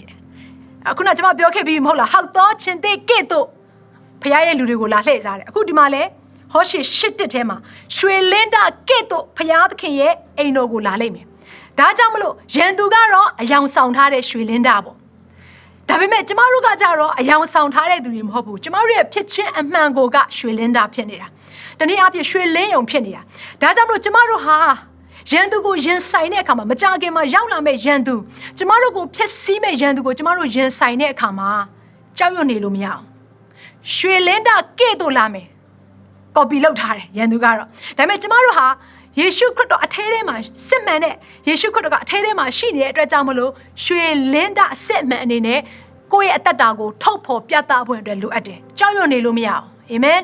ကြောက်ရွံ့နေဖို့နဲ့ဘုရားသခင်ကတင့်ကိုဒီလောကထဲမှာထားတာမဟုတ်ဘူးဒါကြောင့်မလို့ယောရှုမတ်စာထဲမှာလည်းဗာပြောထားလဲဆိုအာရွေရဲရင်ချင်းရှိပါမကြောက်နဲ့စိတ်မပြတ်နဲ့ဒီနေ့အဲ့ဒီဘုရားသခင်ကကျမတို့နဲ့အတူတူရှိတဲ့ဘုရားရှင်ဖြစ်တယ်ဒုက္ခထဲမှာကျမတို့ကိုပြတ်သွားခဲ့မဲ့ဘုရားရှင်မဟုတ်ဘူးခဲရဲတဲ့ကာလမှာကျမတို့နဲ့အတူတူရှိပြီးတော့ကျမတို့ဦးခေါင်းကိုကြွချီပြီးတော့ရန်သူရဲ့အရှိမစပွဲကိုခင်းပြီးတော့ကျမတို့ကိုချီးမြှောက်မဲ့ဘုရားရှင်ဖြစ်တယ်ဟာလေလုယာအာမင်ဒါကြောင့်မလို့သင်ဘယ်ရည်နဲ့ရင်ဆိုင်နေရလဲအရာရာကိုရင်ဆိုင်တဲ့အခါမှာရဲရင်ချင်းနဲ့ရင်ဆိုင်မှာအဲ့ဒီခွန်အားကိုဘုရားရှင်ပေးနိုင်တယ်အဲ့လိုရင်ဆိုင်နေရတဲ့အချိန်မှာမမေ့စေချင်ဘူးပထမတစ်ချက်တင့်ကိုသင်အားပေးတတ်ရမယ်အာမင်တင့်ကိုသင်အပြစ်မတင်နဲ့တင့်ကိုသင်အားပေးမယ်အခုဒါဝိဒ်ကသူ့ကိုယ်သူအားပေးတယ် အဲ့ဒီချိန်မှာဖခင်ရဲ့မျက်မှောက်တော်တွေကို तू ဝင်တယ် तू ဝင်ပြီးတော့ဖခင်ထံကလာတဲ့ဖွင့်ပြချက်တွေကို तू ခံယူပြီးတော့ပြန်ပြီးတော့အာမလက်လူတွေကိုစစ်တိုက်တဲ့အခါမှာပြန်လိုက်တဲ့အခါမှာတဲ့ကျမ်းစာထဲမှာဘယ်လိုပြောထားလဲဆိုလို့ရှိရင်သူတို့ရဲ့သားသမီးသူတို့ရဲ့ဇနီးမယားသူတို့ရဲ့ဥစ္စာပစ္စည်းကိုရတာတွေမကဘဲနဲ့ရန်သူစီမှာရှိတဲ့ဥစ္စာပစ္စည်းတွေကိုလည်းပြန်လဲပြီးတော့သိမ်းပိုက်ရတဲ့ခွင့်ကိုပေးတယ်တဲ့အဲ့တော့ဒီနေရာမှာဒါဝိဒ်သာကြောက်ရွံ့နေမယ်ဆိုရင်ဒါဝိဒ်သာသူ့ရဲ့ဘေးနားမှာရှိတဲ့သူတွေကိုလိုက်တောင်းပန်နေရမယ်ဆိုလို့ရှိရင်အခုနသူ့ရဲ့ဇနီးတွေသူ့ရဲ့သားသမီးတွေကိုပြန်ရနိုင်စရာအကြောင်းမရှိဘူးဒါကြောင့်မလို့ပြဿနာဖြစ်နေပြီဆိုလို့ရှိရင်တော်တော်ကလုံးလိုက်ပြီးတော့ကျမတို့ခါရနေဖို့မလိုပြဿနာဖြစ်လာပြီဆိုရင်ဖခင်သခင်ရဲ့အရှိမဒူးထောက်တက်ဖို့ပဲလိုတယ်ဒီနေ့ဖခင်ရဲ့အရှိမသင်ဒူးထောက်တက်မယ်ဆိုရင်ဒီလောကရဲ့အလယ်မှာသင်ဟာမုန်တိုင်းတွေကြားထဲမှာရက်နိုင်တဲ့သူတွေဖြစ်လိမ့်မယ်တကယ်ကိုနှလုံးကြေကွဲနေတဲ့အချိန်မှာတော့မှသင်ဟာကောင်းမွန်စွာနဲ့လူတွေအားလုံးအရှိမရင်ဆိုင်နိုင်တဲ့သူဖြစ်လိမ့်မယ်ဝမ်းနဲ့ကြေကွဲနေရတဲ့အချိန်တော့မှသူတစ်ပါးကိုပြန်လဲပြီးတော့ခွန်အားပေးနိုင်တဲ့သူဖြစ်လိမ့်မယ်ဟာလေလုယာဟာလေလုယာဒါကြောင့်မို့မိတ်ဆွေဒီနေ့သင်ရဲ့အသက်တာထဲမှာရှိရမယ့်အရာကရဲရင်ခြင်းဖြစ်တယ်ဒီနေ့သင်ရဲ့အသက်တာထဲမှာရှိရမယ့်အရာကဘုရားသခင်ထံမှာကိုယ့်ကိုအနံ့ခြင်းဖြစ်တယ်ဒီနေ့သင်ရဲ့အသက်တာထဲမှာရှိရမယ့်အရာကကိုယ့်ကိုခွန်အားပေးတတ်ဖို့ဖြစ်တယ်ဒါတော့ဘုရားကိုကိုးစားဖို့ရန်အတွက်ဖြစ်တယ်ယေရမိထဲမှာဘာပြောထားလဲဆိုလို့ရှိရင်ယေရမိအနာဂတ်ကျမ်းအခန်းကြီး19ထဲမှာဘာပြောထားလဲဆိုလို့ရှိရင်ဒီနေ့ထာဝရဘုရားကိုမိမိကိုးစားရအကြောင်းဖြစ်စေသောသူဟာမင်္ဂလာရှိတယ်တဲ့အာမင်ဒီဘုရားရဲ့မျက်မှောက်တော်ထဲမှာတင့်ကိုတင်ယုံကြည်စိတ်ချစွာအနံ့လိုက်ပါ trust him ဘုရားကိုယုံကြည်စိတ်ချပါမိတ်ဆွေတချို့တွေကအခုဒီကိုဗစ်ဖြစ်နေတဲ့အခါမှာငါတို့ဘယ်ချိန်ကူးပြီးတော့ဘယ်ချိန်သေမလဲမသိဘူးအဲ့ဒါကိုကြောက်နေကြတယ်ဒီနေ့အသက်ရဲ့ကာလအပိုင်းခြားကိုဘယ်သူပေးထားတာလဲဘုရားသခင်ပေးထားတာဘုရားလက်ထဲမှာရှိနေတာဘယ်ယောဂပဲနောက်ဆုံးတင်ကူးသွားရင်တော့မှနော်ဘုရားကမသိနဲ့ဆိုတင်သေလို့မရသေးဘူးအားလုံးကဘုရားရဲ့လက်တော်ထဲမှာပဲရှိနေတာဖြစ်တယ်ဒါကြောင့်ဒီဘုရားသခင်ကိုယုံကြည်စိတ်ချနေဖို့အတွက်လိုအပ်တယ်အာမင်အာမင်ဟာလေလုယ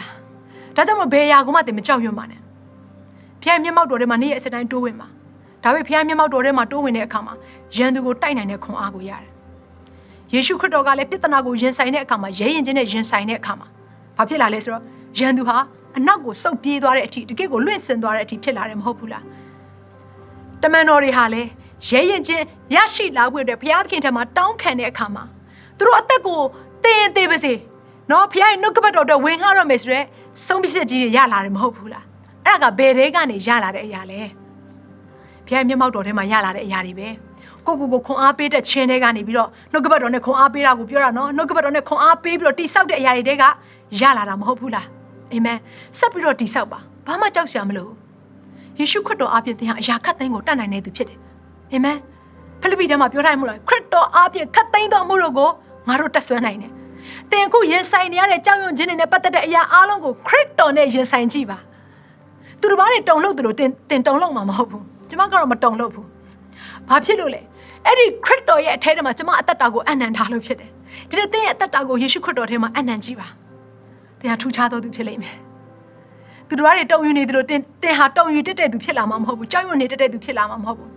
အာမင်ဒါကြောင့်မလို့ပြဿနာကိုရင်ဆိုင်ဖို့နဲ့အများအားပြင်ဆင်ပ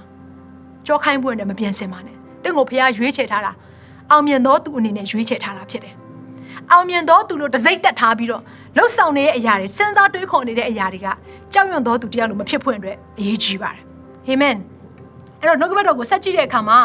four face of God မှာနော်တယောက်ကဘာလဲဆိုတော့လူလို့ပြောထားတယ်အဲ့တော့လူဆိုတဲ့အရာကတော့ဖခင်ဖြစ်ခြင်းကိုပုံဆောင်ခြင်းဖြစ်တယ်ဖခင်နှလုံးသားဖြစ်တယ်တနည်းအားဖြင့်ယေရှုခရစ်တော်ဟာ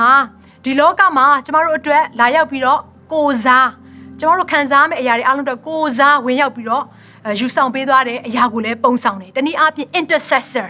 နော်ကျမတို့အတွက်ကိုယ်စားပြုပေးတဲ့သူတစ်ယောက်ဖြစ်တယ်အဲ့တော့ဒီလိုပဲကျမတို့ရဲ့အသက်တာထဲမှာလည်းကြောက်ရွံ့ခြင်းတွေကိုရင်ဆိုင်လာပြီးဆိုယေရှုခရစ်တော်ကဲ့သို့သောနော်တတိရှိဝင်တယ်လိုအပ်တယ်အဲ့တော့ယေရှုခရစ်တော်ကတော့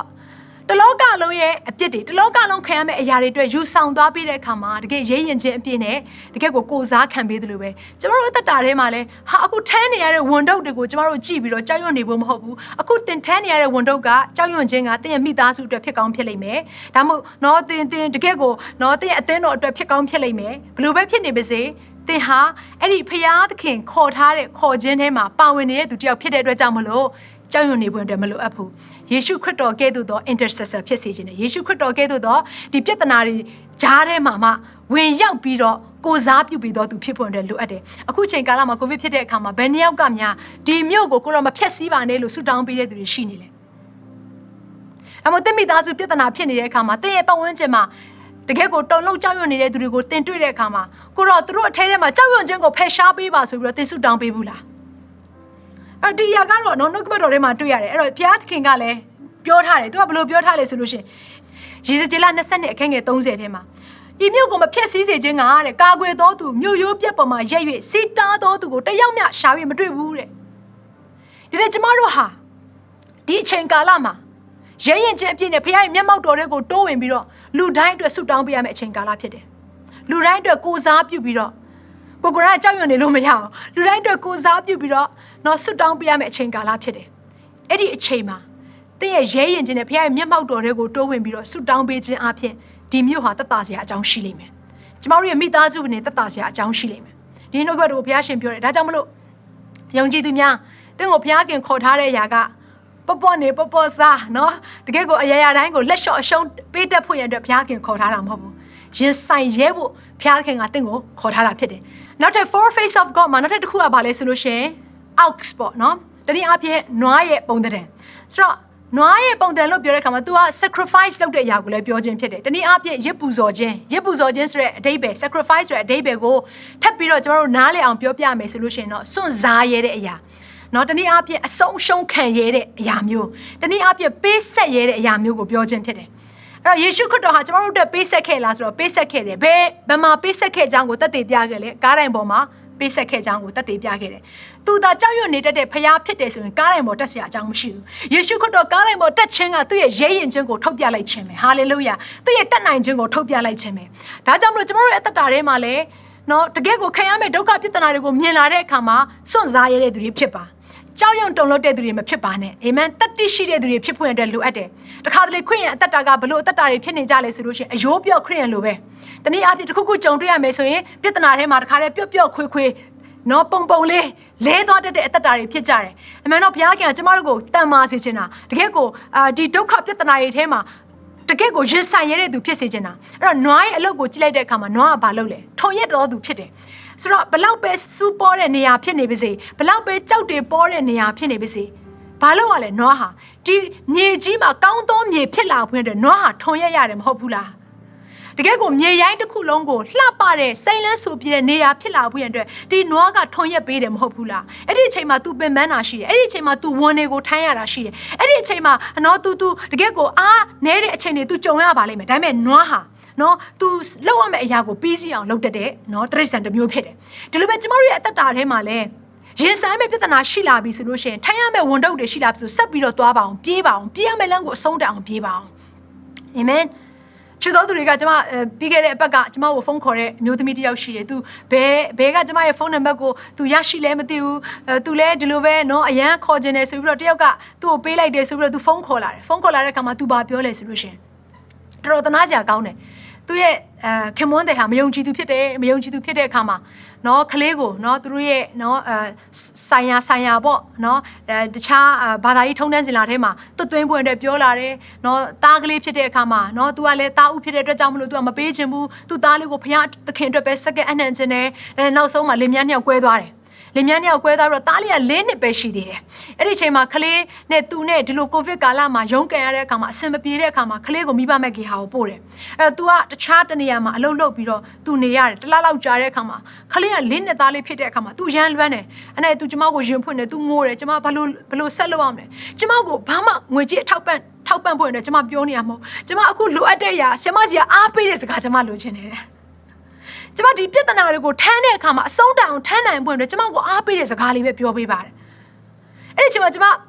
ကျမဒီပြင်ထားတဲ့နှုတ်ကပတ်တော်ကလည်းကွက်တိပဲသူ့အတွက်ပဲဖြစ်လိမ့်မယ်လို့ကျမယုံကြည်ဒါနဲ့ကျမသူ့ကိုစတင်ပြီးတော့အားပေးတယ်ကျမသူ့ကိုစတင်ပြီးတော့ဖခင်ရဲ့နှုတ်ကပတ်တော်တွေဝင်ငှတဲ့အခါမှာသူပြန်ပြီးတော့ခွန်အားပြေလာတယ်လို့သူပြောတယ်ကျမရင်ဆိုင်အောင်မယ်ဒီပြဿနာကိုကျမရင်ဆိုင်အောင်မယ်ဘလောက်ပဲခက်ခဲနေပါစေဒီနေ့ဖခင်ကကျမနဲ့ကျမရဲ့သားလေးကိုပြစ်ထားမယ်ဖခင်မဟုတ်ဘူးဆိုတဲ့အရာကိုသူနားလေပြီးတော့ဆက်ပြီးတော့ဒီခက်ခဲပြဿနာတွေထဲမှာသူဖခင်ကိုအားကိုးပြီးတော့သူဆက်သွားမယ်ဆိုတော့သူပြန်ပြီးတော့ကျမကိုတတ်သိခံတယ်ယေရှုတော်ပဲဟာလေလုယာ ဆိုတော့တခြားဒီအချိန်အတွင်းထဲမှာပြဿနာတွေနဲ့ဆိုင်ပြီးတော့ရင်ဖွင့်တဲ့သူတွေရှိကြတယ်ကျမခွန်အားပေးတယ်နော်အမရေစိတ်တက်မကြနဲ့နော်တချို့ဆိုကျမပြောတယ်လိန်လေလှည့်စားခံရတဲ့သူတွေရှိတယ်ငွေချင်းနဲ့ပတ်သက်ပြီးတော့အမရေစိတ်တက်မကြနဲ့ဘုရားသခင်အမဘက်မှာရက်တည်တဲ့သူဖြစ်တယ်ဒီနေ့အမရင်ဆိုင်ရတဲ့အရာအားလုံးကိုဒီနေ့ဘုရားသခင်ဟာဒီအတိုင်းပဲလှစ်လူရှုမဲ့ဘုရားမဟုတ်ဘူးအမရဲ့မျက်ရည်ကိုဘုရားရှင်မြင်တယ်လို့ကျမပြောတယ်အဲ့အမျိုးသမီးလည်းပြန်လဲပြီးတော့ခွန်အားနဲ့ပြည့်ပြီးတော့နောက်ဆုံးသူထမင်းမစားခြင်းတဲ့အချိန်တွေကနေတော့မှပြန်လဲပြီးတော့နော်သူထမင်းပြန်စားတော့မယ်ဆိုပြီးတော့တကယ့်ကိုခွန်အားနဲ့ပြန်လဲပြီးတော့ပြည့်တဲ့အသက်တာဖြစ်လာတယ်ဒါကြောင့်မလို့ကျမပြောပြခြင်းတယ်တင်းရဲ့အသက်တာထဲမှာတင်းရင်ဆိုင်နေရတဲ့အရာတင်းထွန်ရက်နေတဲ့အရာတင်ရှိနေတဲ့နေရာကဘလောက်ပဲခက်ခဲနေပါစေဒီနေ့အဲ့ဒီခက်ခဲခြင်းကိုငါရင်ဆိုင်မယ်ငါအထဲမှာဖျားရှိတယ်ဖျားရဲ့ခွန်အားနဲ့ငါရင်ဆိုင်မယ်အဲ့ဒီ confidence ကဖျားအပေါ်မှာတင်ထားပြီးတော့ရှောက်လန်းမယ်ဆိုလို့ရှိရင်ပြဿနာတွေအားလုံးဟာတင့်ရဲ့ခြေပေါ်အောင်မှာပဲရှိလိမ့်မယ်ဟာလေလုယာမကြခင်မှာတင်စိမ့်လန်းဆိုးပြေးတဲ့အရာကိုမြင်ရလိမ့်မယ်မကြခင်မှာတင်အသေးအနှံကိုပြန်လဲပြီးတော့စားသုံးရတဲ့အခွင့်ကိုဘုရားရှင်ပေးမှာဖြစ်တယ်ဒါကြောင့်မလို့ဒီနေ့ယေရှုခရစ်တော်ရဲ့ဖြစ်ခြင်းဖြစ်တဲ့ချင်းသေးကဲ့သို့ရဲရင်ခြင်းတကယ်ကိုရွှေလင်းရောင်ကဲ့သို့အမျက်မှာပြန်တန်းတက်ခြင်းတကယ်ကိုလူသားဆန်တဲ့နှလုံးသားနဲ့လူသားအားလုံးရဲ့အပြစ်ကိုယူသွားပေးတတ်တဲ့ရဲရင်ခြင်းအပြည့်နဲ့ရှိနေတဲ့ယေရှုခရစ်တော်ရဲ့နှလုံးသားနွားတကောင်ကဲ့သို့သောခွန်အားနဲ့ရှိသမျှဝန်တွေကိုအကုန်ထမ်းပြီးတော့အလှပဆုံးသောအနာဂတ်ကိုပြောင်းလဲပေးနိုင်တဲ့သူတစ်ယောက်ဖြစ်ဖွယ်တဲ့တင့်ရဲ့အထဲထဲမှာပြောင်းလဲခြင်းတဲ့နှလုံးသားနဲ့အရှိကိုဆက်မယ်ဆိုရင်အရာရာတိုင်းကိုသင်ဟာအောင်မြင်လိမ့်မယ်အရာတိ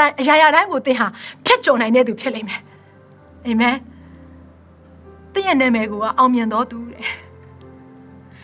ကျမနဲ့သင်ရဲ့နာမည်ကဘာလဲအောင်မြင်တော်သူဒါကြောင့်မလို့အောင်မြင်တော်သူဆိုတဲ့နာမည်ကိုခံထားတဲ့အတွက်ကြောင့်မလို့ရဲရင်ခြင်းနဲ့ရှေ့ကိုလှမ်းရအောင်ဖြောင့်မတ်တော်သူဟာချင်းသေးကဲ့သို့ရဲရင်လိမ့်မယ်အာမင်ဖြောင့်မတ်တော်သူဟာဆုံးရာကိုမရောက်ဘူးဟာလေလုယာဖြောင့်မတ်တော်သူရဲ့ခြေလမ်းတွေကိုဘုရားသခင်ကစီရင်ပြုပြင်နေတယ်အနားမှာလူတစ်ထောင်လက်ရဘက်မှာလူတစ်တောင်းလဲတော့လဲဘုရားသခင်ကကျမတို့ကိုပွေ့ချီမယ်ဘုရားရှင်ဖြစ်တယ်ချင်းသက်ပြူနဲ့ငကားတို့ကိုခြေဖြစ်နေရတဲ့ခွင့်ကိုဘုရားရှင်ပေးမှာဖြစ်တယ်နေ့အချိန်တိုင်းပြစ်တတ်တဲ့မြားညအချိန်မှာဖြစ်တတ်တဲ့ကာလနာကိုသင်ဟာကြောက်စရာမလိုဘူးတဲ့ဘာဖြစ်လို့ဆိုအတောင်တော်အရေးအောက်မှာသင်ရှိနေတာခရစ်တော်ရဲ့အထဲထဲမှာသင်ရှိနေတာပြီးတော့သင်ကလည်းခရစ်တော်ရဲ့ဝန်းရံခြင်းကိုခံထားရတယ်ခရစ်တော်ရဲ့အထဲထဲမှာသင်ရှိတယ်သင်ဟာလည်းခရစ်တော်ရဲ့အထဲထဲမှာရှိနေတယ်ကောင်းကင်တမန်တွေကလည်းကျမတို့ကိုပတ်လဲဝန်းရံထားတယ်ဒါဆိုဘာကိုကြောက်နေဦးမှာလဲအရာရာကိုရင်ဆိုင်ဖို့ပဲဒီချိန်မှာနောက်ဆုတ်ရမယ့်အရာမဟုတ်ဘူးနောက်ဆုတ်ရမယ့်အချိန်မဟုတ်ဘူးဒီချိန်ကဒါကြောင့်မို့ဒီချိန်မှာနောက်ဆုတ်မယ့်အချိန်မဟုတ်တဲ့အတွက်ကြောင့်မလို့သင်လို့မယ့်အရာကကိုယ့်ကိုပြန်မေးရမယ့်အရာငါဘာကိုကြောက်နေတာလဲမေးကြည့်လိုက်ငါဘာတွေကိုကြောက်နေတာလဲပြီးနောက်တစ်ခုထပ်မေးရမယ့်အရာကငါအထဲထဲမှာဘယ်သူရှင်ပေးနေလဲညီမမေးကြည့်လိုက်ဒီနှစ်ခုရှင်တွဲပြီးတော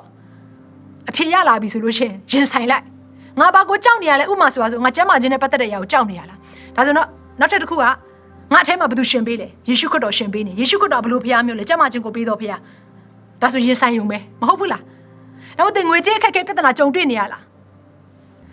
းယုံကြည်ပါမိတ်ဆွေဒီနေ့တင်လို့ရမယ့်အရာကဘုရားရဲ့ရှေ့မှာလက်မြောက်ပြီးတော့ကိုရောကိုစားတယ်ကိုရောကိုခိုးလုံးတယ်ကိုရဲ့နှုတ်ကပတ်တော်ကိုယုံကြည်တယ်ကိုရဲ့ဂတိတော်ကိုကင်ဆွဲတယ်ကျွန်တော်ရဲ့အနာဂတ်ကကိုရဲ့လက်တော်ထဲမှာရှိတဲ့အတွက်ကြောင့်မလို့အနာဂတ်ကိုရေးဆွဲတဲ့ကိုရဲ့နောက်ကိုလုံးလုံးလက်လက်လိုက်ဖွင့်အတွက်ယုံကြည်ခြင်းနဲ့ဒီနေ့ကိုရောထံကိုတိုးဝင်ပါပြီလို့ပြောရမှာဖြစ်တယ်အဲ့တော့ဒါလေးနည်းနားလေစီရှင်တယ်ယုံကြည်ခြင်းဆိုတဲ့အရာကဘာလဲသိလားယုံကြည်ခြင်းဆိုတာမမြင်ရသေးတဲ့အရာကိုမျက်မှောက်ပြုတယ်မမြင်ရသေးဘူးဒါပေမဲ့ရင်ဆိုင်ရဲတယ်မမြင်ရသေးဘူးဒါပေမဲ့ကြိုးဆိုရဲတယ်မမြင်ရသေးဘူးဒါပေမဲ့အဲ့ဒီဖြစ်လာမယ့်အရာတွေအားလုံးကိုလက်ခံနိုင်တဲ့နှလုံးသားရှိနေတယ်အဲ့ဒါယုံကြည်ခြင်းပဲ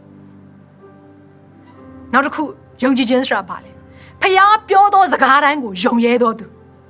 ဖခင်လှုပ်ခိုင်းသောအရာတိုင်းကိုလှုပ်ရဲတော်သူအဲ့ဒါကိုယုံကြည်တော်သူလို့ခေါ်တယ်သင်ဟာယုံကြည်သူဖြစ်တဲ့အတွက်ကြောင့်မလို့နေဖခင်ပြောသောစကားတွေကိုယုံပြီးတော့ရင်ဝယ်ပိုက်ထားပြီးတော့ပြဿနာတွေအားလုံးကိုရင်ဆိုင်လိုက်မုန်တိုင်းရဲ့အထက်မှာပြန်တန်းနိုင်တဲ့ခုဖခင်ရှင်ပေးလိမ့်မယ်ရန်သူကဟောက်တော့ချင်းသေးကဲ့သို့ပဲလာရွှေလင်းတာကဲ့သို့အရှိန်အဟုန်နဲ့ဖခင်သခင်ရဲ့မိသားစုဝင်တွေထဲကိုဘလောက်ပဲလာသင်ရဲ့အဖြစ်မှန်ကိုသတိရပါသူ သူကတော့အယောင်ဆောင်ထားတဲ့ချင်းသစ်သူကတော့အယောင်ဆောင်ထားတဲ့ရွှေလင်းယုံသင်ဟာစစ်မှန်တဲ့ချင်းသစ်မင်းစစ်မှန်တဲ့ရွှေလင်းယုံရဲ့အထဲထဲမှာရှိနေတော်သူဖြစ်တယ်သင်ကိုယ်တိုင်ကချင်းသစ်မင်းဖြစ်နေတာသင်ကိုယ်တိုင်ကရွှေလင်းယုံဖြစ်နေတာဒါကြောင့်မလို့ဘယ်သူကမှကြောက်စရာမလိုဘူးအာမင်ဒီနေ့ကစပြီးတော့ကိုယ့်ကိုခွန်အားပေးပါကိုယ့်ကိုခွန်အားပေးလိုက်ပါခမရအကျအခန်းကြီး14အခန်းငယ်14မှာဗာပြောထားလိုက်ဆိုရင်သင်တို့ဘက်၌ထာဝရဘုရားသည်စစ်တိုက်တော်မူလိမ့်မည်သင်တို့သည်ညင်ဝတ်စွာနေရကြလိမ့်မည်အာမင်တရားဟောအကျမ်းခန်းကြီး3အခန်းငယ်22မှာထိုသူတို့ကိုမကြောက်ကြနှင့်သင်၏ဘုရားခင်ထာဝရဘုရားသည်တင့်ဘက်၌စစ်ကူတော်မူမည်ဟုငါမှားထားလေ၏ယောမအခန်းကြီး10အခန်းငယ်39ထဲမှာငါတို့ကိုချစ်တော်မူသောသူ၏ကျေးဇူးတော်ကြောင့်ငါတို့သည်ထိုအမှုခတ်သိမ်းတို့ကိုခံစဉ်တွင်အထူးသဖြင့်အောင်မြင်ကြ၏ဒုက္ခထဲမှာရှိနေတဲ့အချိန်မှာကိုပင်လည်းအောင်မြင်နေတာဖြစ်တယ်အာမင်ဧဘအခန်းကြီး6ငယ်30ထဲမှာညီအကိုတို့သခင်ဘုရားအားဖြင့်တကိုးတော်အရှိန်အားဖြင့်၎င်းခိုင်ခန့်ခြင်းရှိကြလော့ပြဿနာထဲမှာရောက်နေတဲ့အချိန်မှာခိုင်ခန့်ခြင်းရှိပါအောင်အာမင်ဒီနေ့ဘုရားခင်သင်ကိုခေါ်ထားတဲ့အရာကိုမမေ့ပါနဲ့ခိုင်ခန့်ခြင်းနဲ့ရင်ဆိုင်ဖို့ရတဲ့အတွက်ဒီနေ့ယုံကြည်သူမိသားစုတယောက်ချင်းချင်းကိုကျွန်မခွန်အားပေးခြင်းနဲ့အခုချိန်မှာကျွန်မခဏလောက်ဆုတောင်းပေးခြင်းနဲ့ပြီးရင်တော့ကျွန်တော်တို့ဘုရားခင်ကိုအတူတူကသချင်းတစ်ပုဒ်အားဖြင့်ကိုးကွယ်မယ်ဒီသချင်းကိုကျွန်မပြီးခဲ့တဲ့အပတ်ကရတယ်10မိနစ်ပဲဒီသချင်းဆက်ဖို့ရအတွက်10မိနစ်ပဲကြာတယ်10မိနစ်ဆိုတာဘာကိုပြောရလဲကျွန်မတို့အခု hymns သချင်းတွေကိုကျွန်တော်တို့ရိုက်ကူးတယ်မလားအဲရိုက်ကူးနေတဲ့အချိန်မှာပဲလေအံ့ဩစရာကောင်းတဲ့အရာကဒီရိုက်ကူးရေးဆက်တွေကိုပြင်ဆင်နေတဲ့အချိန်မှာကျွန်မနဲ့ဆရာဒေးဗစ်ပေါ်နဲ့စောင့်နေတဲ့အချိန်မှာပဲသူကဒီ music လေးကိုတီးတယ်ကျွန်မစာလန်61ကိုလှန်ပြီးတော့ဖွင့်ကြည့်နေတဲ့အချိန်မှာဒီသချင်းစာသားတွေအားလုံးကတခါတည်းထွက်လာတာ10မိနစ်ပဲကျေးဇူးတော်ပဲဆိုတော့ကျွန်မယုံကြည်တယ်ဒီချိန်ကာလမှာသူ့ကိုဘုရားခင်ကတိဆောက်ဖွင့်ရတဲ့ဒီနှုတ်ကပတ်တော်ဒီ prophetic words တွေနဲ့သူ့ကိုဘုရားခင်ဟာတော့ပြန်လဲပြီးတော့တိဆောက်ပေးမယ်လို့ကျွန်မယုံကြည်တယ်အာမင်ဒါကြောင့်မလို့ကျွန်တော်တို့ခဏလောက်မကိုးကွယ်ခင်အယုံဆုံးဘုရားခင်အရှိမတော့တင့်ရဲ့တက်တာအတွက်ကျွန်မဆုတောင်းပေးခြင်းနဲ့သင်ဘယ်နေရာမှာပဲရှိရှိယုံကြည်ခြင်းနဲ့လက်ခံပါအာမင်ယုံကြည်ခြင်းနဲ့လက်ခံဖို့နဲ့လိုအပ်တယ်အဲ့တော့ဘုရားခင်ရဲ့မျက်မှောက်တော်တွေကိုလာတဲ့အခါမှာယုံကြည်ခြင်းနဲ့လာတော့သူရဲ့တက်တာထဲမှာတဲ့ဘုရားခင်ကကောင်းချီးပေးတယ်တဲ့အာမင်ဒါကြောင့်မလို့ဒီနေ့ဘုရားရဲ့မျက်မှောက်တော်ထဲမှာယုံကြည်ခြင်းနဲ့တိုးဝင်ဖို့ရအတွက်ကျွန်မဖိတ်ခေါ်ခြင်းနဲ့ခဏလောက်ဆုတောင်းကြရအောင်အသက်ရှင်တော်ဘုရားသခင်ဒီနေ့ယုံကြည်ခြင်းနဲ့ကိုယ့်ရဲ့ထံကိုတိုးဝင်ပါတယ်ဒါမှမဟုတ်အသက်တာထဲမှာမြောက်များလှစွာသောအခြေအနေတွေကိုကြုံတွေ့ခဲ့ရပေမဲ့ကိုရောဘုရားရဲ့ကောင်းမြတ်ခြင်းဟာအစဉ်မြဲတည်တတ်ပါတယ်ဘုရားသခင်နေ့အချိန်မှာလည်းကောင်းမြတ်တယ်ညအချိန်မှာလည်းကောင်းမြတ်တယ်မနေ့ကလည်းကောင်းမြတ်တယ်ဒီနေ့လည်းကောင်းမြတ်တယ်နောင်လာမယ့်အနာဂတ်မှာလည်းကောင်းမြတ်နေတဲ့ဘုရားရှင်ဖြစ်လို့ကိုရဲ့နာမတော်ကိုချီးမွမ်းပါတယ်နာမတော်ဒီကဘာဆက်ဆက်ဘုန်းကြီးမင်္ဂလာရှိပါစေသောဘုရားသခင်အထူးသဖြင့်ကိုရောအခုလိုမျိုးကပ်ကာလအခြေအနေကိုဖျက်ဆီးနေရတဲ့အခါမှာဒီနေ့ကိုရောထံကိုမျှော်လင့်ပါတယ်ကိုရောကိုမျှော်လင့်တော့သူတို့ဟာအားပြည့်ကြလိမ့်မယ်ရွှေလင်းသားကဲ့သို့မမေ့အတောင်ကိုအသက်ပြုတ်ပြင်ကြမယ်ဆိုတဲ့အတိုင်းပဲအခုလိုမျိုးအားနည်းနေတဲ့အချိန်မှာကြောက်ရွံ့စရာကောင်းတဲ့အချိန်မှာကိုရောကိုမျှော်လင့်ပါတယ်သားသမီးအသက်တာတစ်ခုလုံးကိုကိုရောထံမှာပုံအပ်ပါတယ်ဘုရားသခင်တရှင်တော်ဝိညာဉ်တော်ဘုရားသားသမီးအသက်တာထဲမှာသားသမီးနှလုံးသားထဲမှာသားသမီးအတွင်းလူကိုကိုရောခွန်အားပေးတော်မူပါဘုရားသခင်ရန်သူကိုရင်ဆိုင်နိုင်တဲ့ခွန်အားနဲ့ပြည့်စုံစေပါအောင်မြင်တော်သူဖြစ်ကြောင်းကိုအစဉ်အမြဲသားသမီးတို့ကိုထက်ခါတတိပေးတော်မူပါသားသမီးဖြစ်ခြင်းကိုမမေ့လျော့ပါမီအကြောင်းရန်သူရဲ့လှည့်စားခြင်းထဲမှာမပါသွားဘဲနဲ့ကိုရီးယားနှုတ်ကပတ်တရားတော်ထဲမှာယုံကြည်တော်သူဖြစ်နိုင်စေခြင်းအလုံးကဝိညာဉ်တော်ဘုရားသားသမီးကိုနေ့ရက်အစဉ်မှာနှုတ်ကပတ်တော်အပြင်နှိုးဆော်တော်မူပါစာသင်သားကဲ့သို့သားသမီးကိုနှုတ်ကပတ်တော်အပြင်သင်ကြားပေးတော်မူပါဘုရားသခင်နေ့ရက်အစဉ်မှာသားသမီးနှလုံးသားကိုနှိုးဆွတော်မူပါအိုသားသမီးတို့ဟာအောင်မြင်တော်သူဖြစ်ကြောင်းကိုနားလည်စေပါသားသမီးဟာရဲရင်တော်သူဖြစ်ကြောင်းကိုနားလည်စေပါသားသမီးတို့ပြဿနာတွေဝန်းရံထားတဲ့အချိန်မှာပဲလေအိုခရစ်ရဲ့အထဲထဲမှာအောင်မြင်တော်သူဖြစ်ကြောင်းကိုတာ၍နားလည်စေပါဘုရားသခင်ယေရှုတင်တယ်အထူးဖြင့်ကိုရောမိသားစုဝင်တယောက်ချင်းချင်းကိုကောင်းချီးပေးပါတယ်ဘုရားသခင်သူတို့မိသားစုဝင်ထဲမှာချို့တော်သူတွေဟာတော့အခုချိန်မှာမကြမ်းမမာဖြစ်နေကြပါတယ်ဒီနေ့ခရစ်ကျမ်းမာခြင်းတကူတော်ကိုယေရှုနာမ၌ဆေလွတ်ပါတယ်ယေရှုခရစ်တော်အားဖြင့်ဒီနေ့ယေရှုခရစ်တော်ခရစ်ရဲ့တန်ကြပ်တော်အားဖြင့်ကျမ်းမာပြီဖြစ်ကြောင်းယေရှုခရစ်တော်ရဲ့နာမကိုအမိပြည့်အမိန်ပေးပါတယ်ကြေညာပါတယ်ဝန်ခံပါတယ်ဟာလေလုယာဟာလေလုယာဒါနဲ့မကသေးမနဲ့ကိုရောဒီနေ့မိသားစုဝင်တွေထဲမှာပြဿနာတွေရှိတယ်မိသားစုဝင်တွေရှိပါလိမ့်မယ်ကိုရောမိသားစုတွေပြိုပြက်လောက်တည်အထိခက်ခဲနေတဲ့မိသားစုများရှိပါကကိုရောပြန်လဲပြီးတော့သူတို့မိသားစုကိုတိဆောက်တော်မူပါခိုင်ခန့်ခြင်းရှိစေပါဘုရားသခင်။အိုးသူတို့ရဲ့သားသမီးတွေထဲမှာလည်းကြောက်ရွံ့နေတဲ့သူတွေရှိတယ်ဆိုလို့ရှိရင်သူတို့ရဲ့သားသမီးတွေကိုလည်းကိုရောခွန်အားနဲ့ပြန်လဲပြီးပြေဆုံးစေတော်မူပါဘုရားသခင်။ယေရှုတင်တဲ့လက်တော်ထဲမှာအနံ့ပါတယ်။ဒီနေ့အချင်းနဲ့အမှုရာခတ်သိမ်းဟာကိုရောလက်တော်ထဲမှာရှိတဲ့အတွက်ကြောင့်မလို့ကိုရောကိုယုံကြည်စိတ်ချတယ်။ ဒါကြောင့်မလို့ကိုရောဒီနေ့ကိုရောကိုခိုးလုံးပါတယ်ကိုရောကိုကိုးစားပါတယ်ကိုရောကတာလင်သားသမီးရဲ့ဖယားသားသမီးရဲ့ကယ်တင်ရှင်သားသမီးရဲ့ချစ်ရသောသားသမီးရဲ့ဖခင်ဖြစ်ပါတယ်ဒါကြောင့်မလို့အသက်တာအသီးသီးအချိန်တိုင်းအသီးသီးကိုကိုရောရဲ့လက်တော်ထဲမှာပြန်လဲစက္ကဲအနံတဲ့အခါမှာအသက်ရှင်မနေ့ယနေ့နောင်ကာလမှာပြောင်းလဲပဲနဲ့သားသမီးတို့ကိုအစင်မြဲချစ်လက်သားသမီးတို့ရဲ့အတူအစင်မြဲရှိလက်သားသမီးတို့ကိုကယ်နှုတ်တော်မူသောယေရှုဖျားမြတ်သောနာမကိုအမိပြု၍အသက်တာအသီးသီးကိုစက္ကဲအနံကြပါတယ်အဖမြတ်စွာဘုရားသခင်အာမင်ခုချိန်မှာကျမတို့ဘုရားသခင်ကိုအတူတူကကိုးကွယ်ဖို့ရတဲ့ဖြစ်တယ်ဒီသချင်းကိုကျမတို့လိုက်ဆိုစေခြင်းနဲ့ဝန်ခံစေခြင်းနဲ့အာမင်ဝန်ခံခြင်းဟာเนาะဒီနေ့ကျမတို့အသက်တာထဲမှာဖြစ်တည်လာမယ့်အရာတွေဖြစ်တယ်ဒါကြောင့်မလို့ယုံကြည်ခြင်းနဲ့ဝန်ခံဖို့ရတဲ့ကျမအသင်ကိုတိုက်တွန်းလို့တယ်ဒီချိန်မှာဒီသချင်းကိုကျမတို့အတူတူကသိဆိုကြရအောင်ချီးမွမ်းကြရအောင်ဝန်ခံကြရအောင်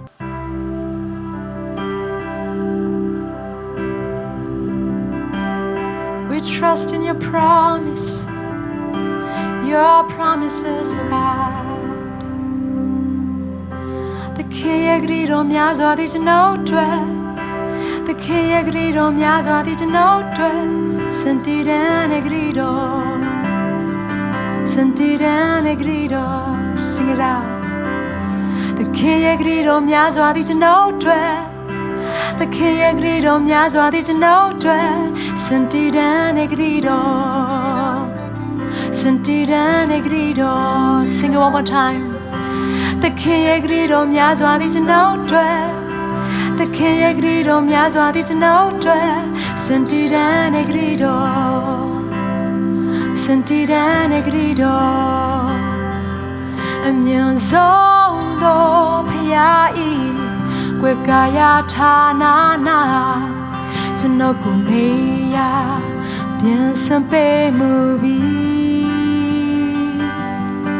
the dato ubamyama ne ya time ma kweka pedi goro di chanowi toration down no ye ne pa oka down no au nai long jose a pa ye gyuna to know the potion and now lu ta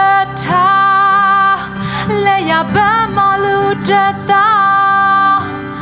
don't you let ya do le the king to know I'm so big and now lu ta le ya ba ma lu ta piu le yu ti khai do le the king ye ga to know that should Yes, Lord, we trust in your promise. Come on, sing it out. The King agreed on me as well to know the The King agreed on me as well, did you know dread? The King agreed on me as well, did you know dread? Sentid and agreed on. Sentid and agreed on. Sing it out. The King agreed on me as well, did you know dread? The King agreed on me as well, did you know dread? Sentid and agreed on. Sentid and agreed on. Amyan zondo piyai kwekaya thana na chanokuneya bien sampe movie the dato ubamyama ne ya time ma kweka pedi goro di chanowi toration down no ye ne pa oka down no au nai long jose a pa ye gyuna to know the potion and now ma lu ta le ya ba ma lu ta don't you let ya do le the kids know I'm so big and now ma lu ta le ya ba ma lu ta you le you ti kai do le the king got to know that should say gone beyond the mountain and now my turn shall be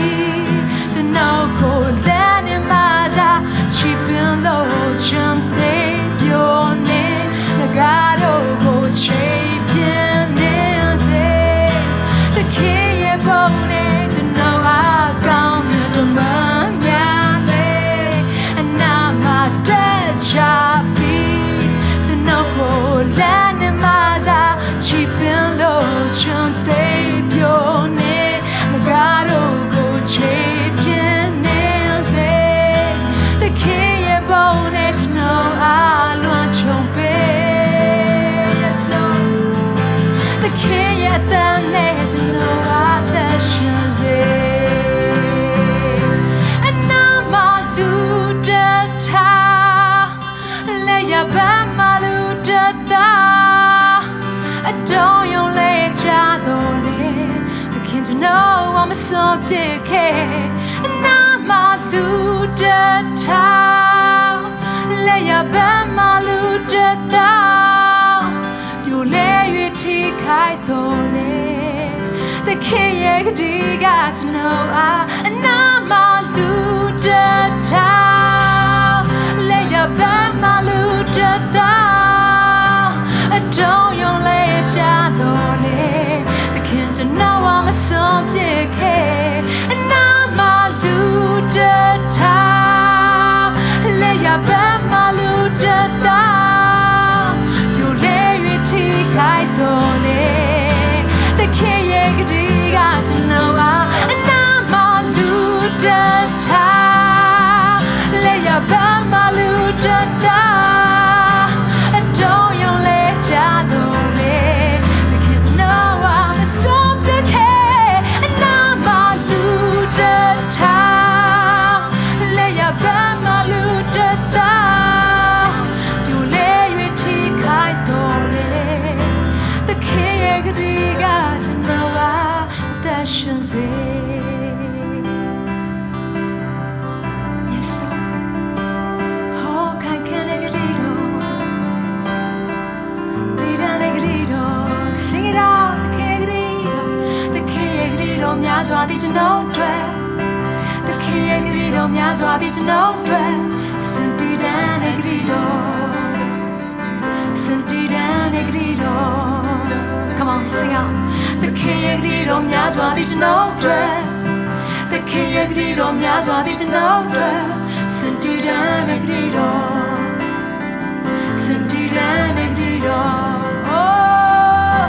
the king myazwa di to know dread the king myazwa di to know dread the king myazwa di to know dread senti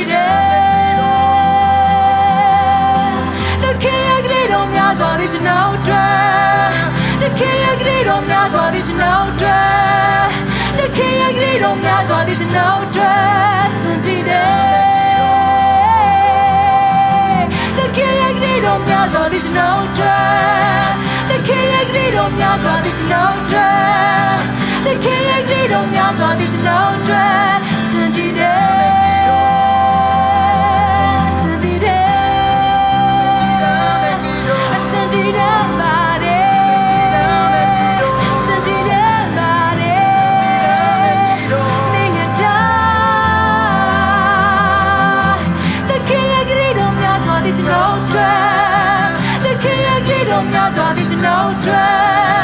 the king myazwa di to know dread senti and now my luda ta le ya ba my luda ta I don't you let ya the kids know I'm a subject and now my luda ta le ya ba my luda ta you lay you take I the king got to know I that shins oh the king got to know I that shins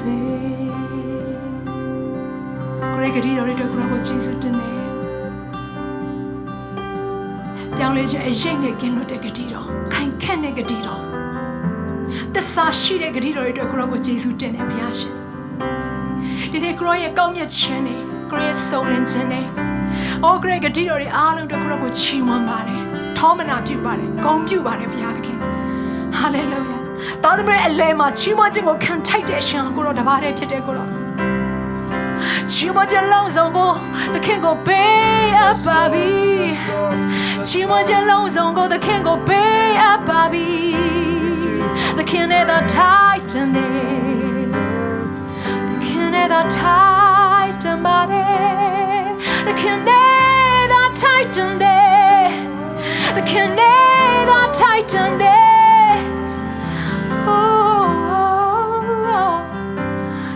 Yes, Lord. Hallelujah. ချီးမွမ်းလက်ဂုဏ်ပြုလက်ကိုရောကိုကိုးကွယ်တဲ့အခါမှာယေရှုနာမကိုမြည်ပြီးကိုရောကိုကိုးကွယ်ချီးမြှောက်ဂုဏ်ပြုကြပါတယ်ဖာမြတ်စွာဘုရားသခင်အာမင်ကောင်းမြတ်တဲ့ဘုရားကိုနှလုံးသားအကျဉ်းမဲ့ချီးမွမ်းကြရအောင် We praise you, we praise you, we praise you, Jesus. We glorify you, we magnify you, King of kings and Lord of lords. Oh, we magnify your name on high, Lord. Shikirian Yarabase. Thank you, Jesus. Thank you, Jesus.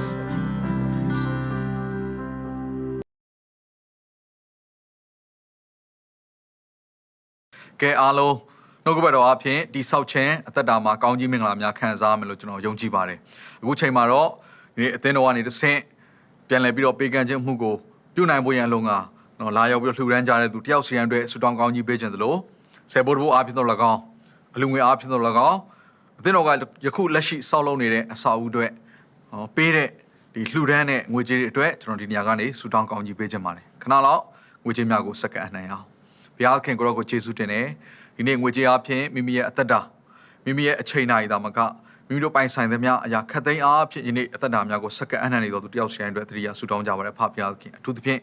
ငွေကြေးများကိုကိုရောလက်ဝဲတို့အနှံပါတယ်ဤရာဒီခရစ်ယာန်ဘုရားရဲ့နိုင်ငံတော်ကျယ်ဝန်းဖို့ရအလို့ငါတော်၎င်းပေကန်ဆွန်ကျဲတဲ့အခါမှာရတဲ့လူတယောက်ဆိုင်အသက်တာထဲမှာယေရှုချီးမွမ်းစရာအကြောင်းသက်ဖြစ်စေပါအထူးသဖြင့်ကိုရောနိုင်ငံတော်ကျယ်ဝန်းဖို့ရန်အတွက်ဒီငွေကြေးများကိုအသုံးပြုတော်သူတယောက်ဆိုင်ကိုဉာဏ်ပညာပေးပါကောင်းကြီးပေးပါဖဘုရားခင်ပျောက်ဆုံးဝိညာဉ်မြောက်များစွာကိုယခုလိုအချိန်ကာလမှာပြန်လဲရိတ်သိမ်းနိုင်စရာအကြောင်းဖြစ်ပါစေကိုရောယေရှုကိုချီးမွမ်းကြပါရဖဘုရားခင်စိတ်စေနာအားဖြင့်ပါဝင်လက်ဆက်ကပ်ကြသောသူတယောက်စီတိုင်းတော်၎င်းခရစ်ယာန်ဘုရားရဲ့ဆယ်ဘုဒ္ဓအားဖြင့်ပါဝင်ကြသူတယောက်စီတိုင်းအသက်တာမှာလဲကိုရောဂတိတော်လာသည့်အတိုင်းသူတို့အသက်တာထဲမှာပြန်လဲကောင်းကြီးမင်္ဂလာများတက်ရောက်ပါစေယေရှုတော်ဘောင်းကိုချီးမွမ်း၍ခရစ်တော်၏နာမကိုအမိပြု၍ဆုတောင်းဆက်ကပ်အနှံ့ကြပါ၏အာမင်အဲ့တော့အသင်းတော်ကကျွန်တော်တို့အခုလာမယ့်တစ်ပတ်ထဲမှာဗုဒ္ဓဦးဂျာသာပရိတောက်ကြစီစဉ်ထားတဲ့3ရက်တာ